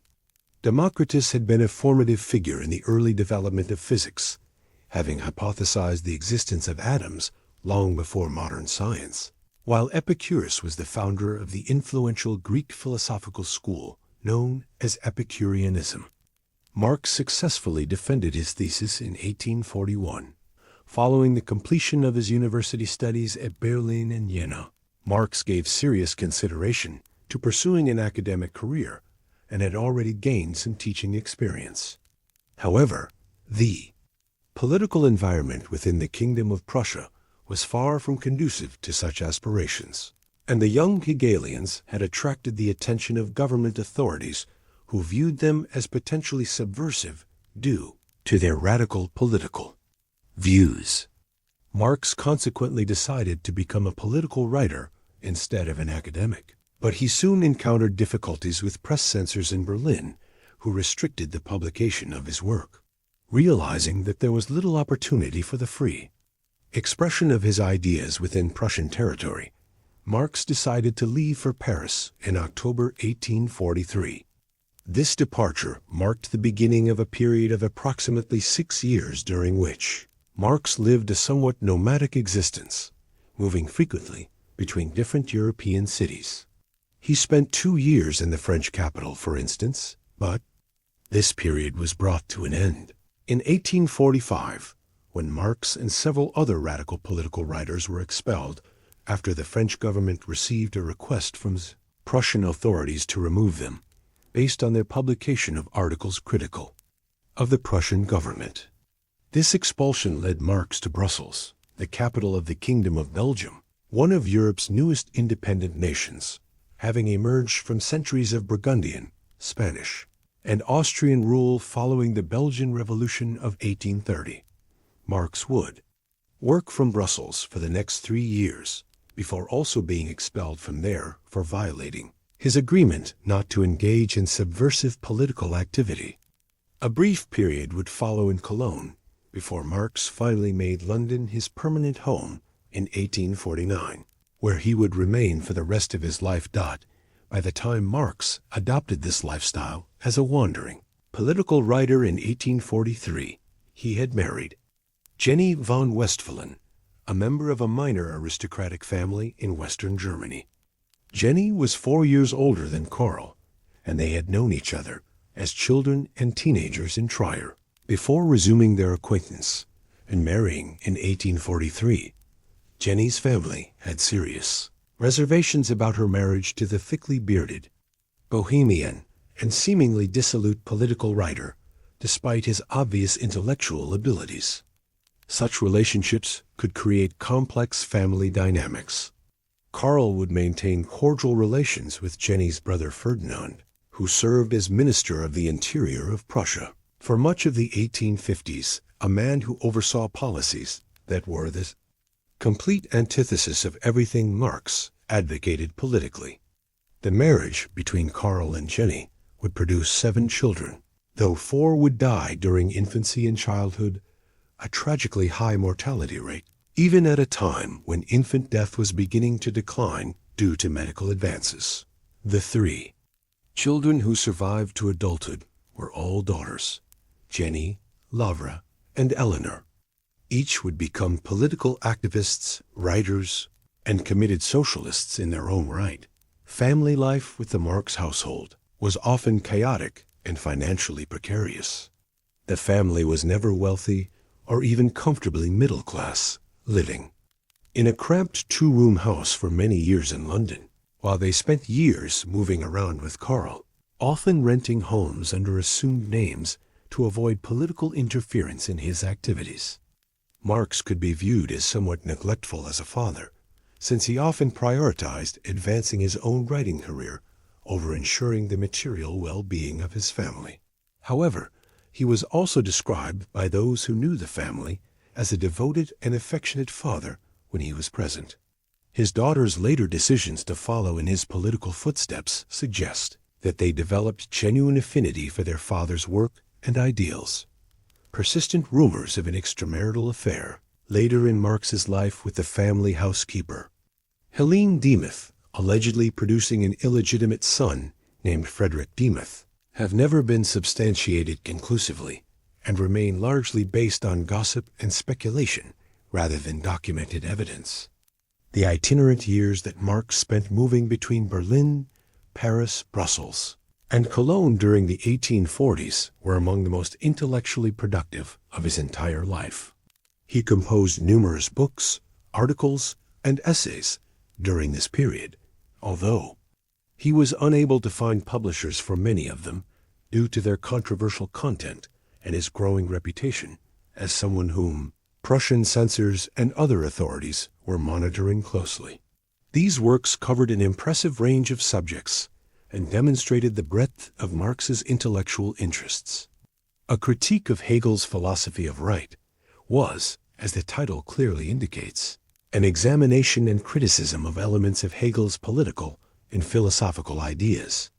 Other works provided assessments of the philosophical views of James Mill and Pierre-Joseph Proudhon, 2 influential contemporary philosophers from Scotland and France, respectively. A piece entitled On the Jewish Question was published in 1844 and reflected on the issue of Jewish civil rights and liberties within the Kingdom of Prussia. This essay has strangely led to accusations of anti-Semitism being directed at Marx by some critics, despite the fact that he was himself of Jewish heritage, though the son of a secular Jewish father who had converted to Christianity primarily for social and economic reasons rather than genuine religious conviction. Finally, in 1847, Marx delivered a lecture that was later published under the title Wage, Labor, and Capital. In this work, he began to outline his developing ideas concerning material progress and how industrialization and the accumulation of capital were driving increasingly intense class conflict throughout Europe. Throughout these productive years, Marx was developing his long and fruitful intellectual partnership with Friedrich Engels. Engels was a fellow German who was 2.5 years younger than Marx and came from a considerably wealthier family background. Engels' father, Friedrich Sr., was a successful textile businessman who owned mills and factories in the town of Barmen in western Germany and also operated facilities in Salford, a suburb of Manchester in northern England, which had become a major industrial center due to its central role in the cotton industry during the Industrial Revolution. Friedrich Jr.'s parents had hoped that he would follow in the family business and eventually take over their commercial operations. However, by the time he reached 20 years of age, he was already demonstrating a highly critical attitude toward his family's wealth and the industrial system that had generated it. In 1841, Engels was called up for mandatory military service in the Prussian army, something that Marx had been excused from due to poor health. While stationed in Berlin, Engels began attending lectures at the University of Berlin, became interested in Hegel's philosophical work, and eventually bonded with Marx over their shared intellectual interests and increasingly similar political views after they first met in late 1842. The two men would collaborate on an enormous number of co-authored works over the following decades, though Engels was also a substantial and influential writer in his own right. His 1845 book, The Condition of the Working Class in England, is considered a major analysis of the poverty and social degradation that accompanied industrialization in mid-19th century England. Many decades later, it would be due to Engels' dedicated efforts that the second and third volumes of Marx's most important work, Das Kapital, were published posthumously after Marx's death. Marx and Engels were not merely co-authors and intellectual collaborators. They were also allies in practical political action. One of their early joint endeavors was the formation of the Communist Correspondence Committee, an organization composed of individuals with similar political views who lived in Brussels, London, Paris, and Cologne, four cities in relatively close proximity to each other in Western Europe, between which members could exchange letters and ideas with reasonable speed. The term communist was adopted because it had gained popularity in parts of Western and Central Europe during the late 1830s and 1840s to describe individuals whose political views resembled those of the radical left wing of the Jacobin clubs that had led the French Revolution through the first half of the 1790s. Marx and Engels viewed themselves as being politically sympathetic to the sans-culottes of Paris during the Revolution, the working-class Parisians, who had been responsible for dramatic events such as the storming of the Bastille prison and the decision to remove the royal family from Versailles and place them under virtual house arrest in Paris in 1789. This was partly the historical origin of the term communist, though over time it would also acquire the additional meaning of someone who favored the communal ownership of goods and property within society. The Communist Correspondence Committee soon joined with a similar organization known as the League of the Just after a conference held in London during the early summer of 1847. The new combined entity was called the Communist League, and from its inception, Marx and Engels were prominent and influential figures within this organization. They attended a second meeting of the League's membership in London during late November and early December 1847. At this gathering, it was decided that Marx and his colleagues would draft a manifesto that would clearly outline what the Communist League sought to achieve in terms of political and social transformation. The writing process proceeded quickly during the winter of 1847. Over the space of approximately 6 weeks, Marx drafted what would become the Communist Manifesto, and then collaborated with Engels to review and refine the text. The writing process was somewhat chaotic, and Marx procrastinated on completing the work during January 1848. Eventually, he finished the manuscript in early February and sent it to London, where the publishing team for the Communist League rushed it through the production process. The finished work was published in the English capital in late February, 1848. Although the text was attributed to both Marx and Engels, most scholarly assessments of the writing process conclude that Marx was the primary author, with Engels offering only minimal revisions and suggestions. However, the general intellectual framework and political spirit contained within the manifesto had been developed through extensive conversations between the two men over the course of several years prior to Marx actually putting pen to paper. The Communist Manifesto, despite being one of the most consequential texts in modern world history, is actually quite brief, more like an extended pamphlet in a full-length book.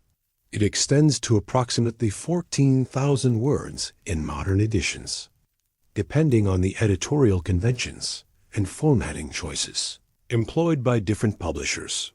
Marx immediately established his central thesis that human history fundamentally represents a continuous story of struggles between different economic and social classes.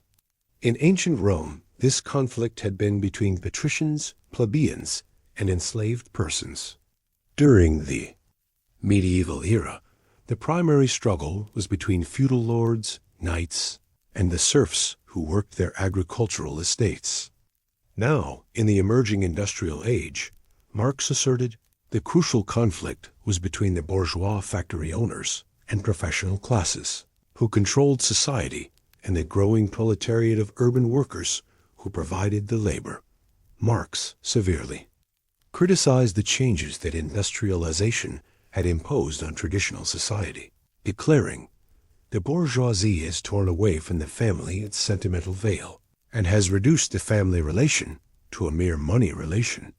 According to Marx's analysis, everywhere the bourgeois monopoly on industrial power and capitalist economic organization was creating human misery in places where material progress should have been improving people's lives and social conditions.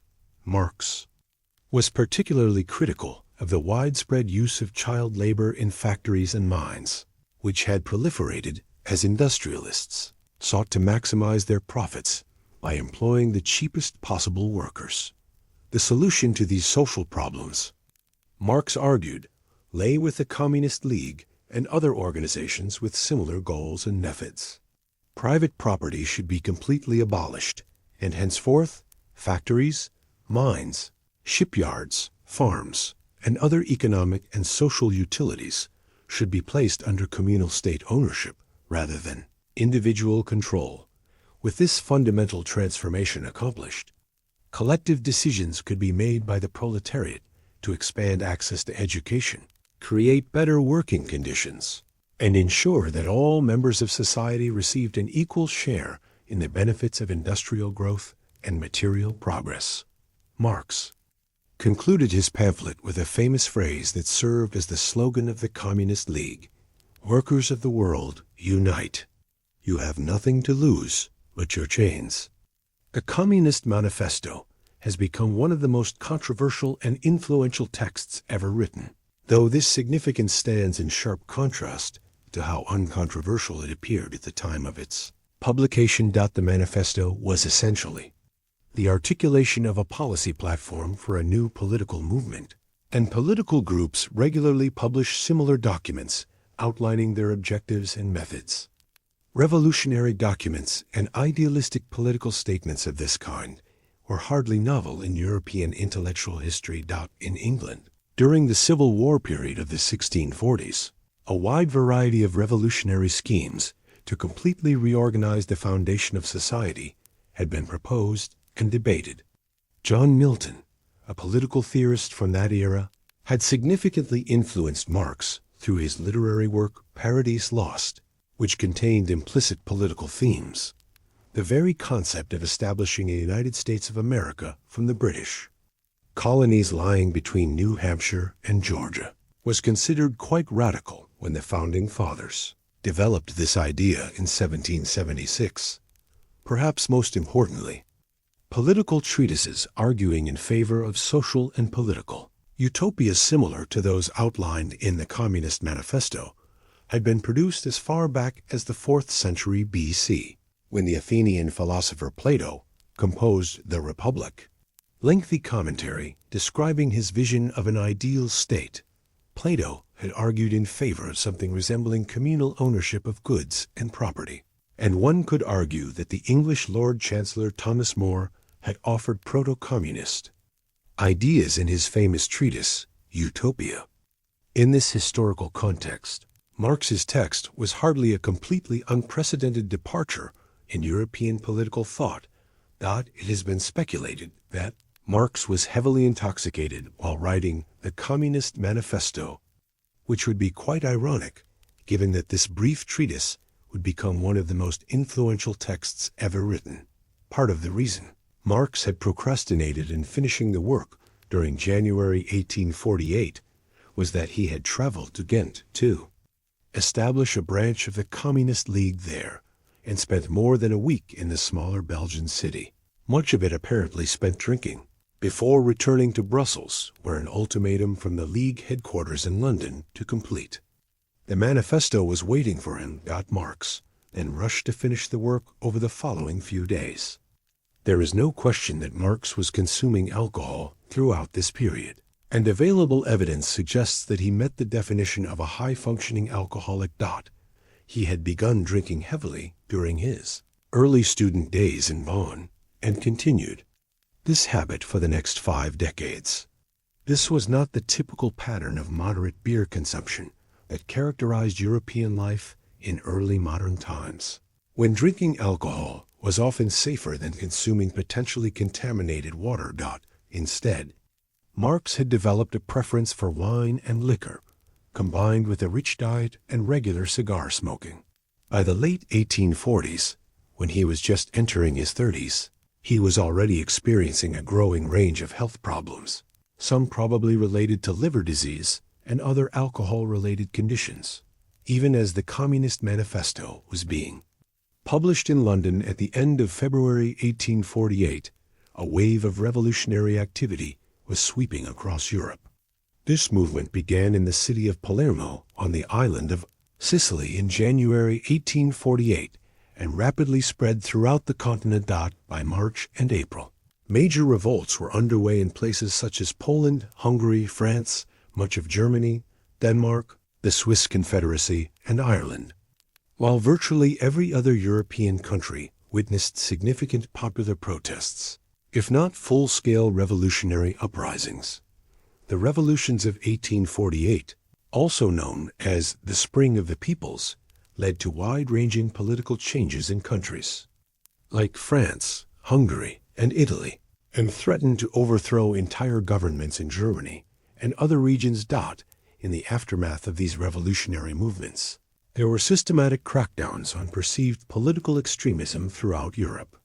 Marx, who had moved back to Cologne after coming under pressure from the Belgian government due to his political activities during the revolutionary period, soon experienced harassment from the Prussian government due to his role in the Communist League. Eventually, Marx was asked to leave Prussian territory entirely. This political persecution was the background against which the Marx family relocated to London, where Marx would spend the remainder of his life in a country that maintained more liberal policies than virtually any other European nation at that time, with far less censorship than was practiced in other capitals. In London, Marx was sufficiently inspired by the events of 1848 and 1849 across Europe, even though the revolutions had generally ended in suppression and violent crackdowns, to begin researching and writing retrospective commentaries on that other great European revolutionary movement, the French Revolution of 1789 and its aftermath during the 1790s. For communists and left-leaning socialists of all varieties, the French Revolution represented one of the defining events in human history. While the American Revolution had been primarily driven by well-educated urban bourgeois types and wealthy plantation owners. The French insurrection had been led to a significant extent by the sans-culottes urban workers of Paris and the radical revolutionary clubs known as the Jacobins.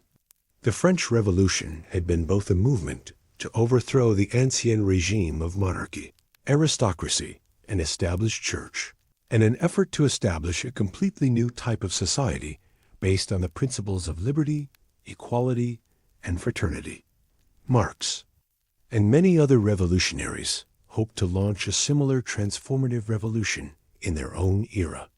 To that end, from 1849 through the early 1850s, Marx wrote extensively in an effort to analyze what had gone wrong in France during the 1790s that had allowed the revolution to be subverted and transformed into the military dictatorship of Napoleon Bonaparte. Marx contrasted these historical events with the recent rise to power of Charles Louis Bonaparte, Napoleon's nephew, as president of France during the Revolution of 1848, and his subsequent proclamation of himself as Napoleon III, a new emperor of the French. Marx's analysis was clear and uncompromising. The bourgeoisie had systematically manipulated the French proletariat in a manner that led them to accept an abandonment of revolutionary principles in 1799 and the acceptance of Bonaparte as first consul and then emperor of the French in 1804. Similar political dynamics had recently led to the undermining of the 1848 revolution in France and the rise of another Bonaparte to imperial power. While Marx was eager to comment on and analyze the various revolutionary movements across the continent, he also needed to establish a means of supporting himself and his family in London. He found work as a journalist, writing as a London-based correspondent for the New York Daily Tribune, while also contributing articles to several other publications on an occasional basis. Much of this journalistic work involved analyzing British political developments and making them comprehensible for an American audience, especially developments in the British Parliament at Westminster during a particularly active period in the country's legislative history. This was precarious employment, and Marx was often paid only for articles that were accepted for publication, making his income stream unstable and unpredictable. The Marx family was not poverty-stricken, but they certainly did not live an affluent lifestyle in London, and Karl would have experienced significant difficulties in continuing his unpaid research and writing if it had not been for regular financial support from Engels, whose family wealth provided him with an independent source of income. Marx was also deeply interested during these London years in the ongoing political tensions within the United States, tensions that centered on the contentious issue of slavery, and would eventually lead to the outbreak of the American Civil War in 1861. Marx's analysis was based on his observations of the increasingly fractious state of American politics during the 1850s and the final descent into armed conflict following the election of Abraham Lincoln in the 1860 presidential election. However, Marx's collection of essays on this topic, published as a series of articles for the New York Daily Tribune and Die Press in Vienna between 1860 and 1866, also attempted a broader economic analysis of the fundamental divisions between the free northern states and the slave-owning southern states that had caused the conflict in the first place. Marx was firmly committed to supporting the Union cause in the war and the anti-slavery movement, so much so that his political stance ultimately cost him his position writing for the New York Daily Tribune. The newspaper's board decided to adopt a markedly neutral position in the conflict in 1863, arguing that a peaceful resolution between North and South, one that might allow for the retention of slavery in some form in states like Virginia and the Carolinas, remained possible and desirable. Marx withdrew from the newspaper at that point and found other work with Die Press and additional outlets. Fortunately, by then one of his other books, A Contribution to the Critique of Political Economy, published in 1859, was selling sufficiently well that Marx had achieved a somewhat more stable financial foundation. the end of Marx's regular work for the New York Daily Tribune and his increased income from book sales allowed him to concentrate on a major work that had been in development for some time. This would become the comprehensive statement of his political and economic ideas. Marx spent much of his time writing this work in the reading rooms of the British Museum in London, the archival and library sections of which constitute the British Library today. It was in these scholarly surroundings that Marx compiled hundreds of pages of notes on all manner of issues relating to class relations, economic theory, and political analysis. The result would be a 3-volume work published gradually over several decades and entitled Das Kapital, Kritik der politischen Ökonomie, which translates as Capital, a critique of political economy. The first volume of Das Kapital was published in 1867. It was a substantial work in itself, running to 500 to 600 pages in most modern editions. It was subsequently supplemented by Volume 2 and Volume 3, published posthumously in 1885 and 1894 respectively. After Engels completed these texts based on Marx's extensive notes and drafts, collectively, the 3 volumes typically run to over 1,000 pages in modern editions that attempt to publish them in a single volume, and this can only be achieved by using very small print or significantly condensing substantial sections of the original text. Das Kapital is therefore an extremely lengthy work, running to well over 1 million words in most modern editions when footnotes and endnotes are included. Given its enormous scope and complexity, the work contains many different elements and arguments, far more than the relatively brief Communist Manifesto. 2 key aspects of Das Kapital deserve particular attention.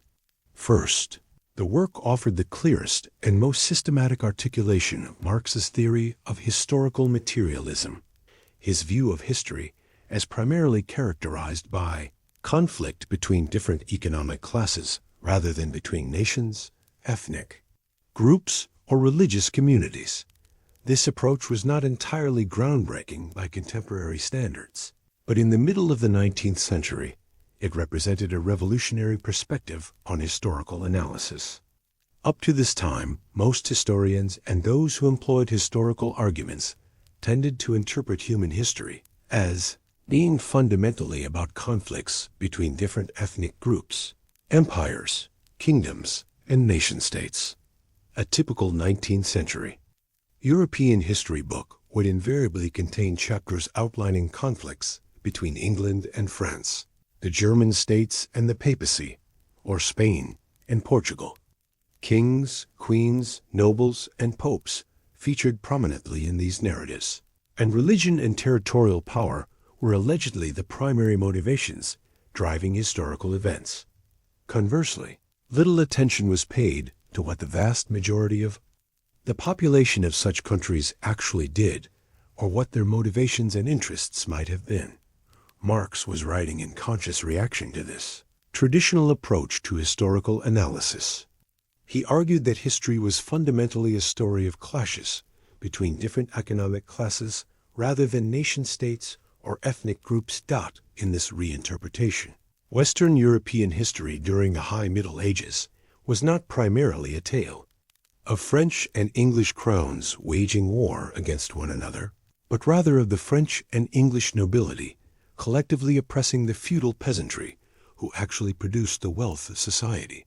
Over time, according to Marx's analysis, the relationships between economic classes changed as different technological innovations transformed the methods of producing food and manufactured goods. Therefore, Europe's recent history had been particularly tumultuous and was resulting in intensified class warfare due to the technological innovations of the Industrial Revolution, which were creating conflict between the bourgeoisie, class that had previously defeated the old feudal nobility, and the newly emerging industrial proletariat. In Marx's theoretical framework, historical materialism provided a comprehensive method for explaining virtually all historical developments and social changes, while many people might disagree with the political conclusions toward which Marx was working in formulating this theory, or argue that he placed excessive emphasis on material and economic issues as the primary driving force behind all historical events. There is no denying that he contributed to a fundamental reevaluation of historical methodology.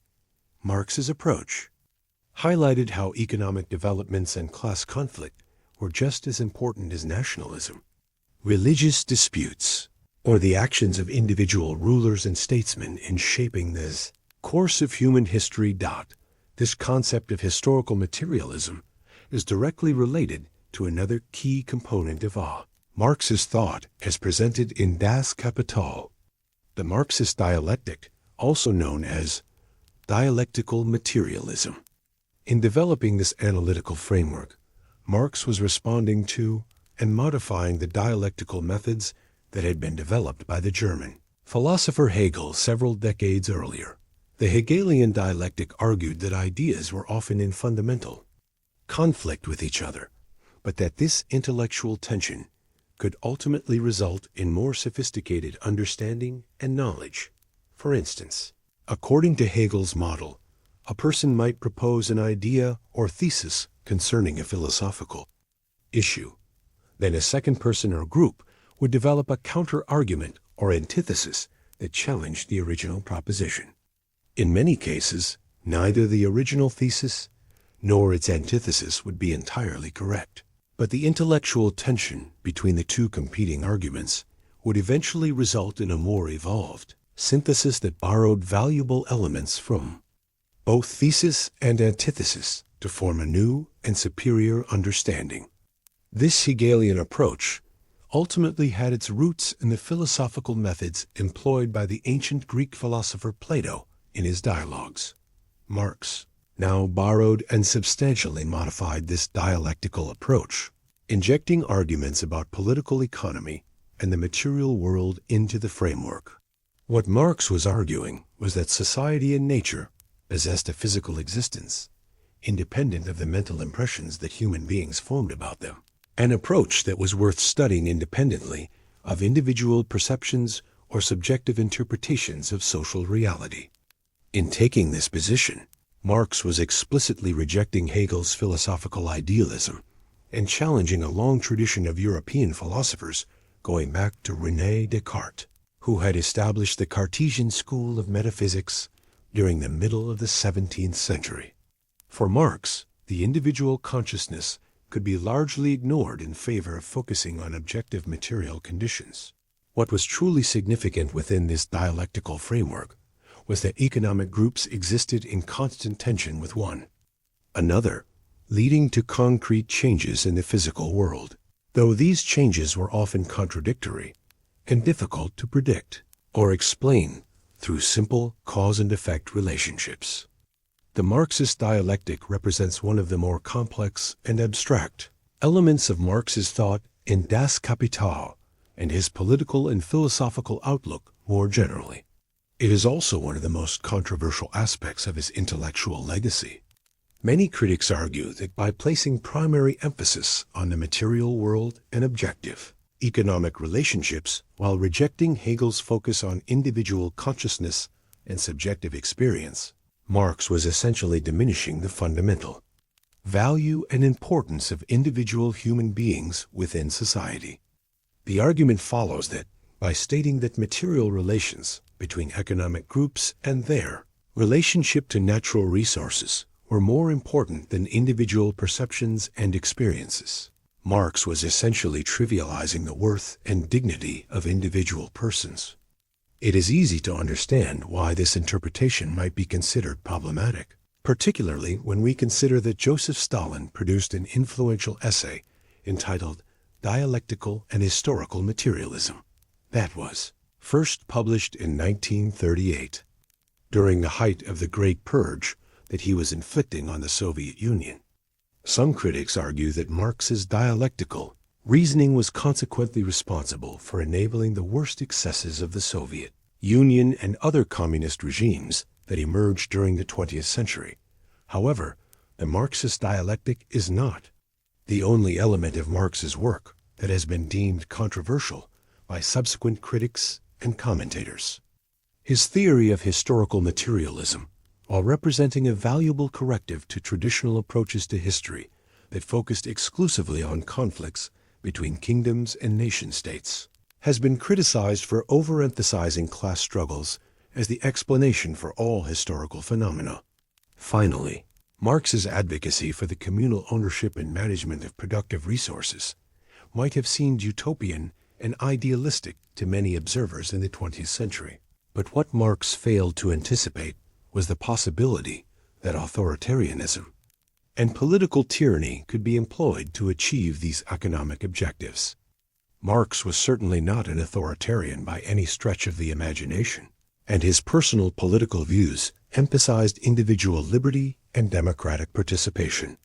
However, he failed to recognize that efforts to implement his ideas in practice could result in tyrannical regimes, particularly when attempted in countries like Russia that possessed centuries-long political traditions of autocratic rule and limited experience with democratic institutions. Practical measures to advance the communist mission in the real world, beyond mere theoretical discussion, were already underway, even as Marx was writing the first volume of Das Kapital during the mid-1860s. In 1864. A coalition of socialist, communist, and other left-wing radical groups from throughout Europe was formed at a meeting held in the Queen's Theatre in London on September 28th. It called themselves the International Working Men's Association, though in communist historiography, this organization is known as the First International, since it was the first entity that claimed to represent communist and socialist groups from around the world. In reality, at the time, this meant primarily European organizations, since communist and socialist movements had barely developed elsewhere, with only a few advocates in the Americas, representing the major exception to European dominance of these political movements. The immediate catalyst for this international gathering was the Polish uprising against Russian rule in 1863 and the growing realization that grassroots, labor organizations and groups representing oppressed peoples like the Polish subjects of the Russian Empire could achieve greater success if they organized themselves on an international scale rather than remaining isolated within national boundaries. By transcending traditional international borders in this way, revolutionary organizations could aspire to replicate the widespread impact of the revolutions of 1848 in any future revolutionary movement. Marx became heavily involved in the First International from its inception and played a leading role in its activities. However, the organization soon descended into bitter internal conflict, specifically between a more orthodox communist wing led by Marx and an anarchist faction led by the Russian revolutionary Mikhail Bakunin, who would become a foundational figure in the history of political anarchism. The fundamental dispute between these factions came to a dramatic climax at a conference held at The Hague in the Netherlands in 1872, and the First International effectively collapsed over the following few years as a result of these irreconcilable ideological differences. A Second International would not emerge until 1889, several years after Marx's death, when a new generation of socialist and communist leaders attempted to revive international coordination among leftist political movements. The split within the First International was, in many ways, intensified and accelerated by the dramatic events that occurred in Paris during 1871. In mid-March of that year, as France and particularly the city of Paris struggled to recover from the shock of their swift defeat by Prussia in the Franco-Prussian War, radical political groups succeeded in seizing control of the French capital.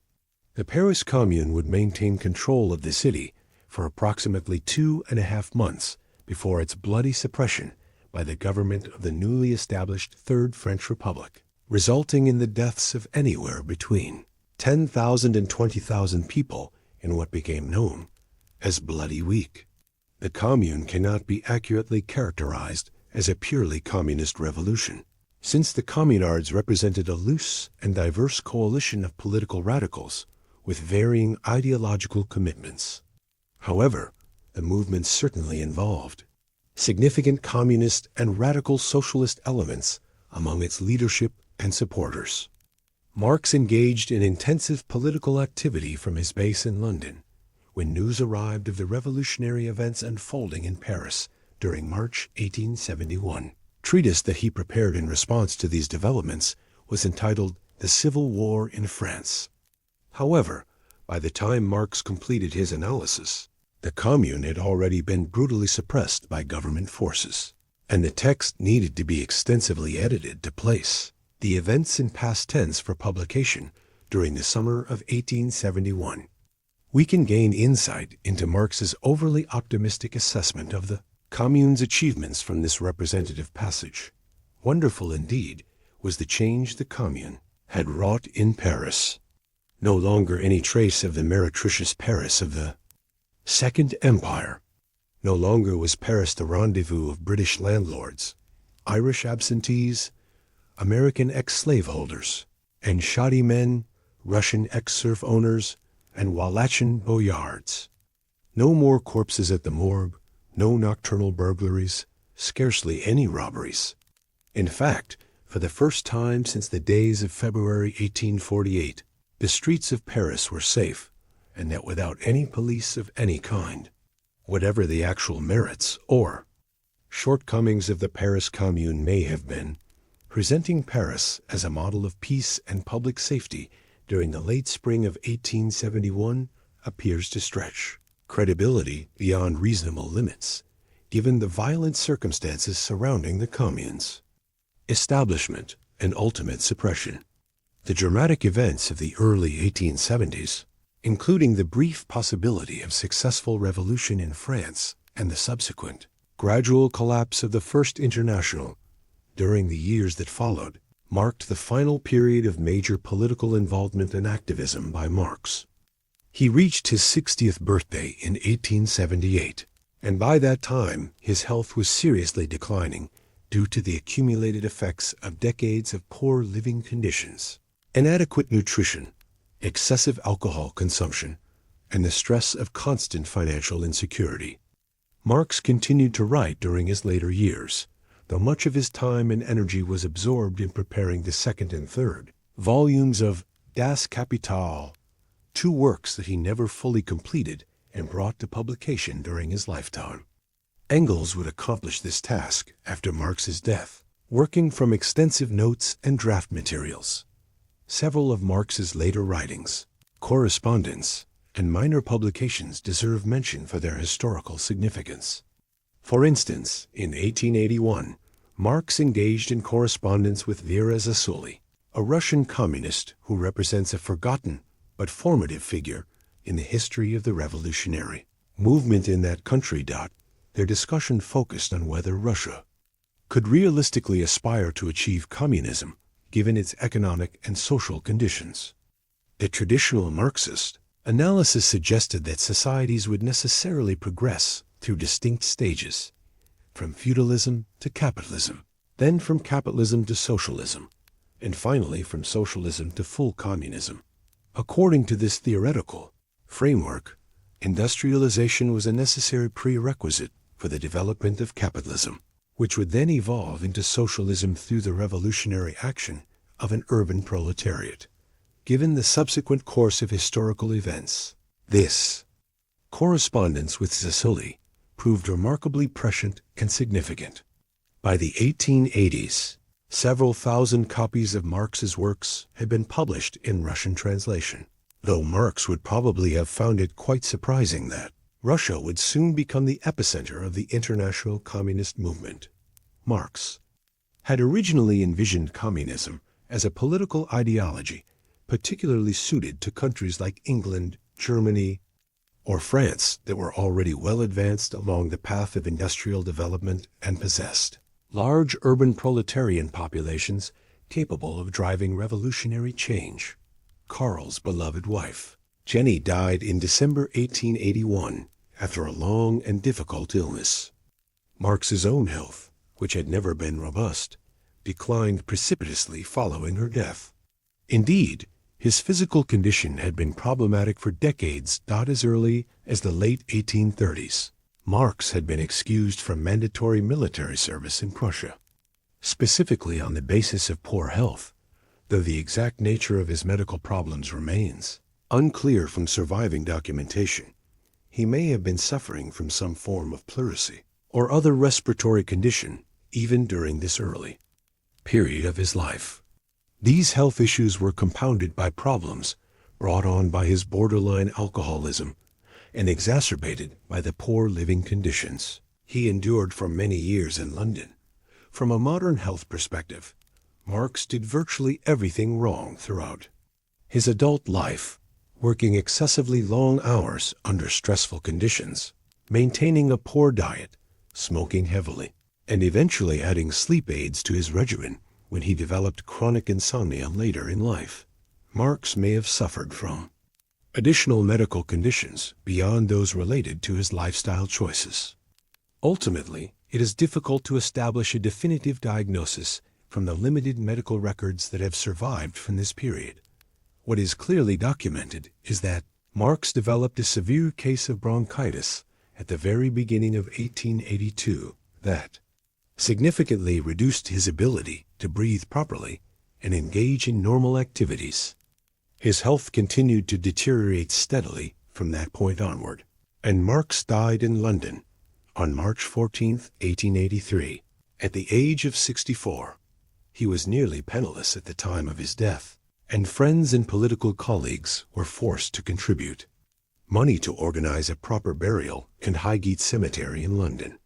The funeral was a very modest affair, attended by Engels and approximately a dozen other people, hardly a large showing for a figure whose writings would, for better or worse, have an enormous impact on the century that followed his death. Even by the time Marx died in 1883, there had been significant progress made in addressing and reforming the worst elements of the exploitative relationship between business owners and working classes that had been allowed to develop during the first decades of rapid industrialization. As early as 1847, when Marx and Engels were developing the ideas that would become the Communist Manifesto, the British government under Lord John Russell had introduced the Factories Act of 1847, commonly known as the 10 Hours Act. This legislation established the principle that women and children should never be required by factory owners and managers to work more than 63 hours per week, an upper limit that was quickly reduced to 58 hours in 1848. While these numbers might still seem excessive by modern standards, this represented the beginning of a gradual process of labor reform that led to working conditions for the termed proletariat improving incrementally throughout the second half of the 19th century. Initially, governments introduced these protective measures relatively willingly, recognizing the social problems created by extreme exploitation. However, workers also began to use their collective bargaining power through trade unions and organized labor movements during the late 19th and early 20th centuries to extract additional concessions from business owners and managers. This was often a time of great conflict and tension, frequently marked by violent confrontations, such as the Homestead Strike in Pennsylvania in 1892, when the American industrialist Henry Clay Frick hired private security forces to break up strikes by his own workers. However, over time, substantial improvements in working conditions, wages, and workers' rights were achieved in the decades before and after Marx's death through this combination of government regulation and organized labor activism. Nevertheless, Marx would not have been satisfied with these moderate reforms and improvements. His detailed observations of industrialization and its social consequences had convinced him that a radical transformation of the entire system of property ownership was necessary full communism rather than mere socialism or piecemeal labor reform. Many people agreed with Marx's more revolutionary assessment. During the 1870s, 1880s, and 1890s, Numerous communist and socialist movements began to emerge in industrialized European countries. Many of these organizations did not adopt names like the Communist Party, but instead used designations such as the Socialist Workers' Party or similar titles. Yet they remained committed to many of the fundamental ideas developed by Marx and Engels. One such organization was the Russian Social Democratic Labor Party, formed in the city of Minsk in what was then the Russian Empire. This party soon split into two factions, the Bolsheviks and the Mensheviks, with the former eventually launching the October Revolution in Russia in 1917, beginning the rise to power of the Communist Union of Soviet Socialist Republics. The emergence of the Soviet Union would inspire many imitators and followers around the world. As the First World War came to an end in 1918, communist regimes were briefly established in places like Hungary and several major cities in Germany. Though most of these proved short-lived, ultimately it would require the defeat of fascism and the beginning of the Cold War from 1945 onward for communism to emerge as a major global political force. At the height of the Cold War, between the 1960s and 1980s, nearly half of the world's nations claimed to be communist states operating according to Marxist principles. Of course, the historical record of these communist regimes raises serious questions about the extent to which Marx should be held responsible for the rise of authoritarian governments, many of which committed horrific crimes against their own populations. None were more devastating than the Soviet Union under Stalin and Communist China under Mao Zedong, two countries where tens of millions of people died in deliberately created famines and political purges between the early 1930s and the mid-1960s, and where state terror devastated entire societies for decades. Some historians argue that Marx bears significant moral responsibility for the manner in which his idealistic utopian vision of collectivization and the elimination of private property rights created the intellectual and political conditions for socialist countries to descend into authoritarian dystopias. Indeed, it could be argued that this represents the fundamental point at which Marxist theory and socialist practice diverge from democratic ideals, since it appears virtually impossible to eliminate private property rights within a population without employing systematic coercion and force. People who have accumulated private property, often built up over generations of work and saving, seldom consent to surrendering the fruits of their labor voluntarily to collective ownership.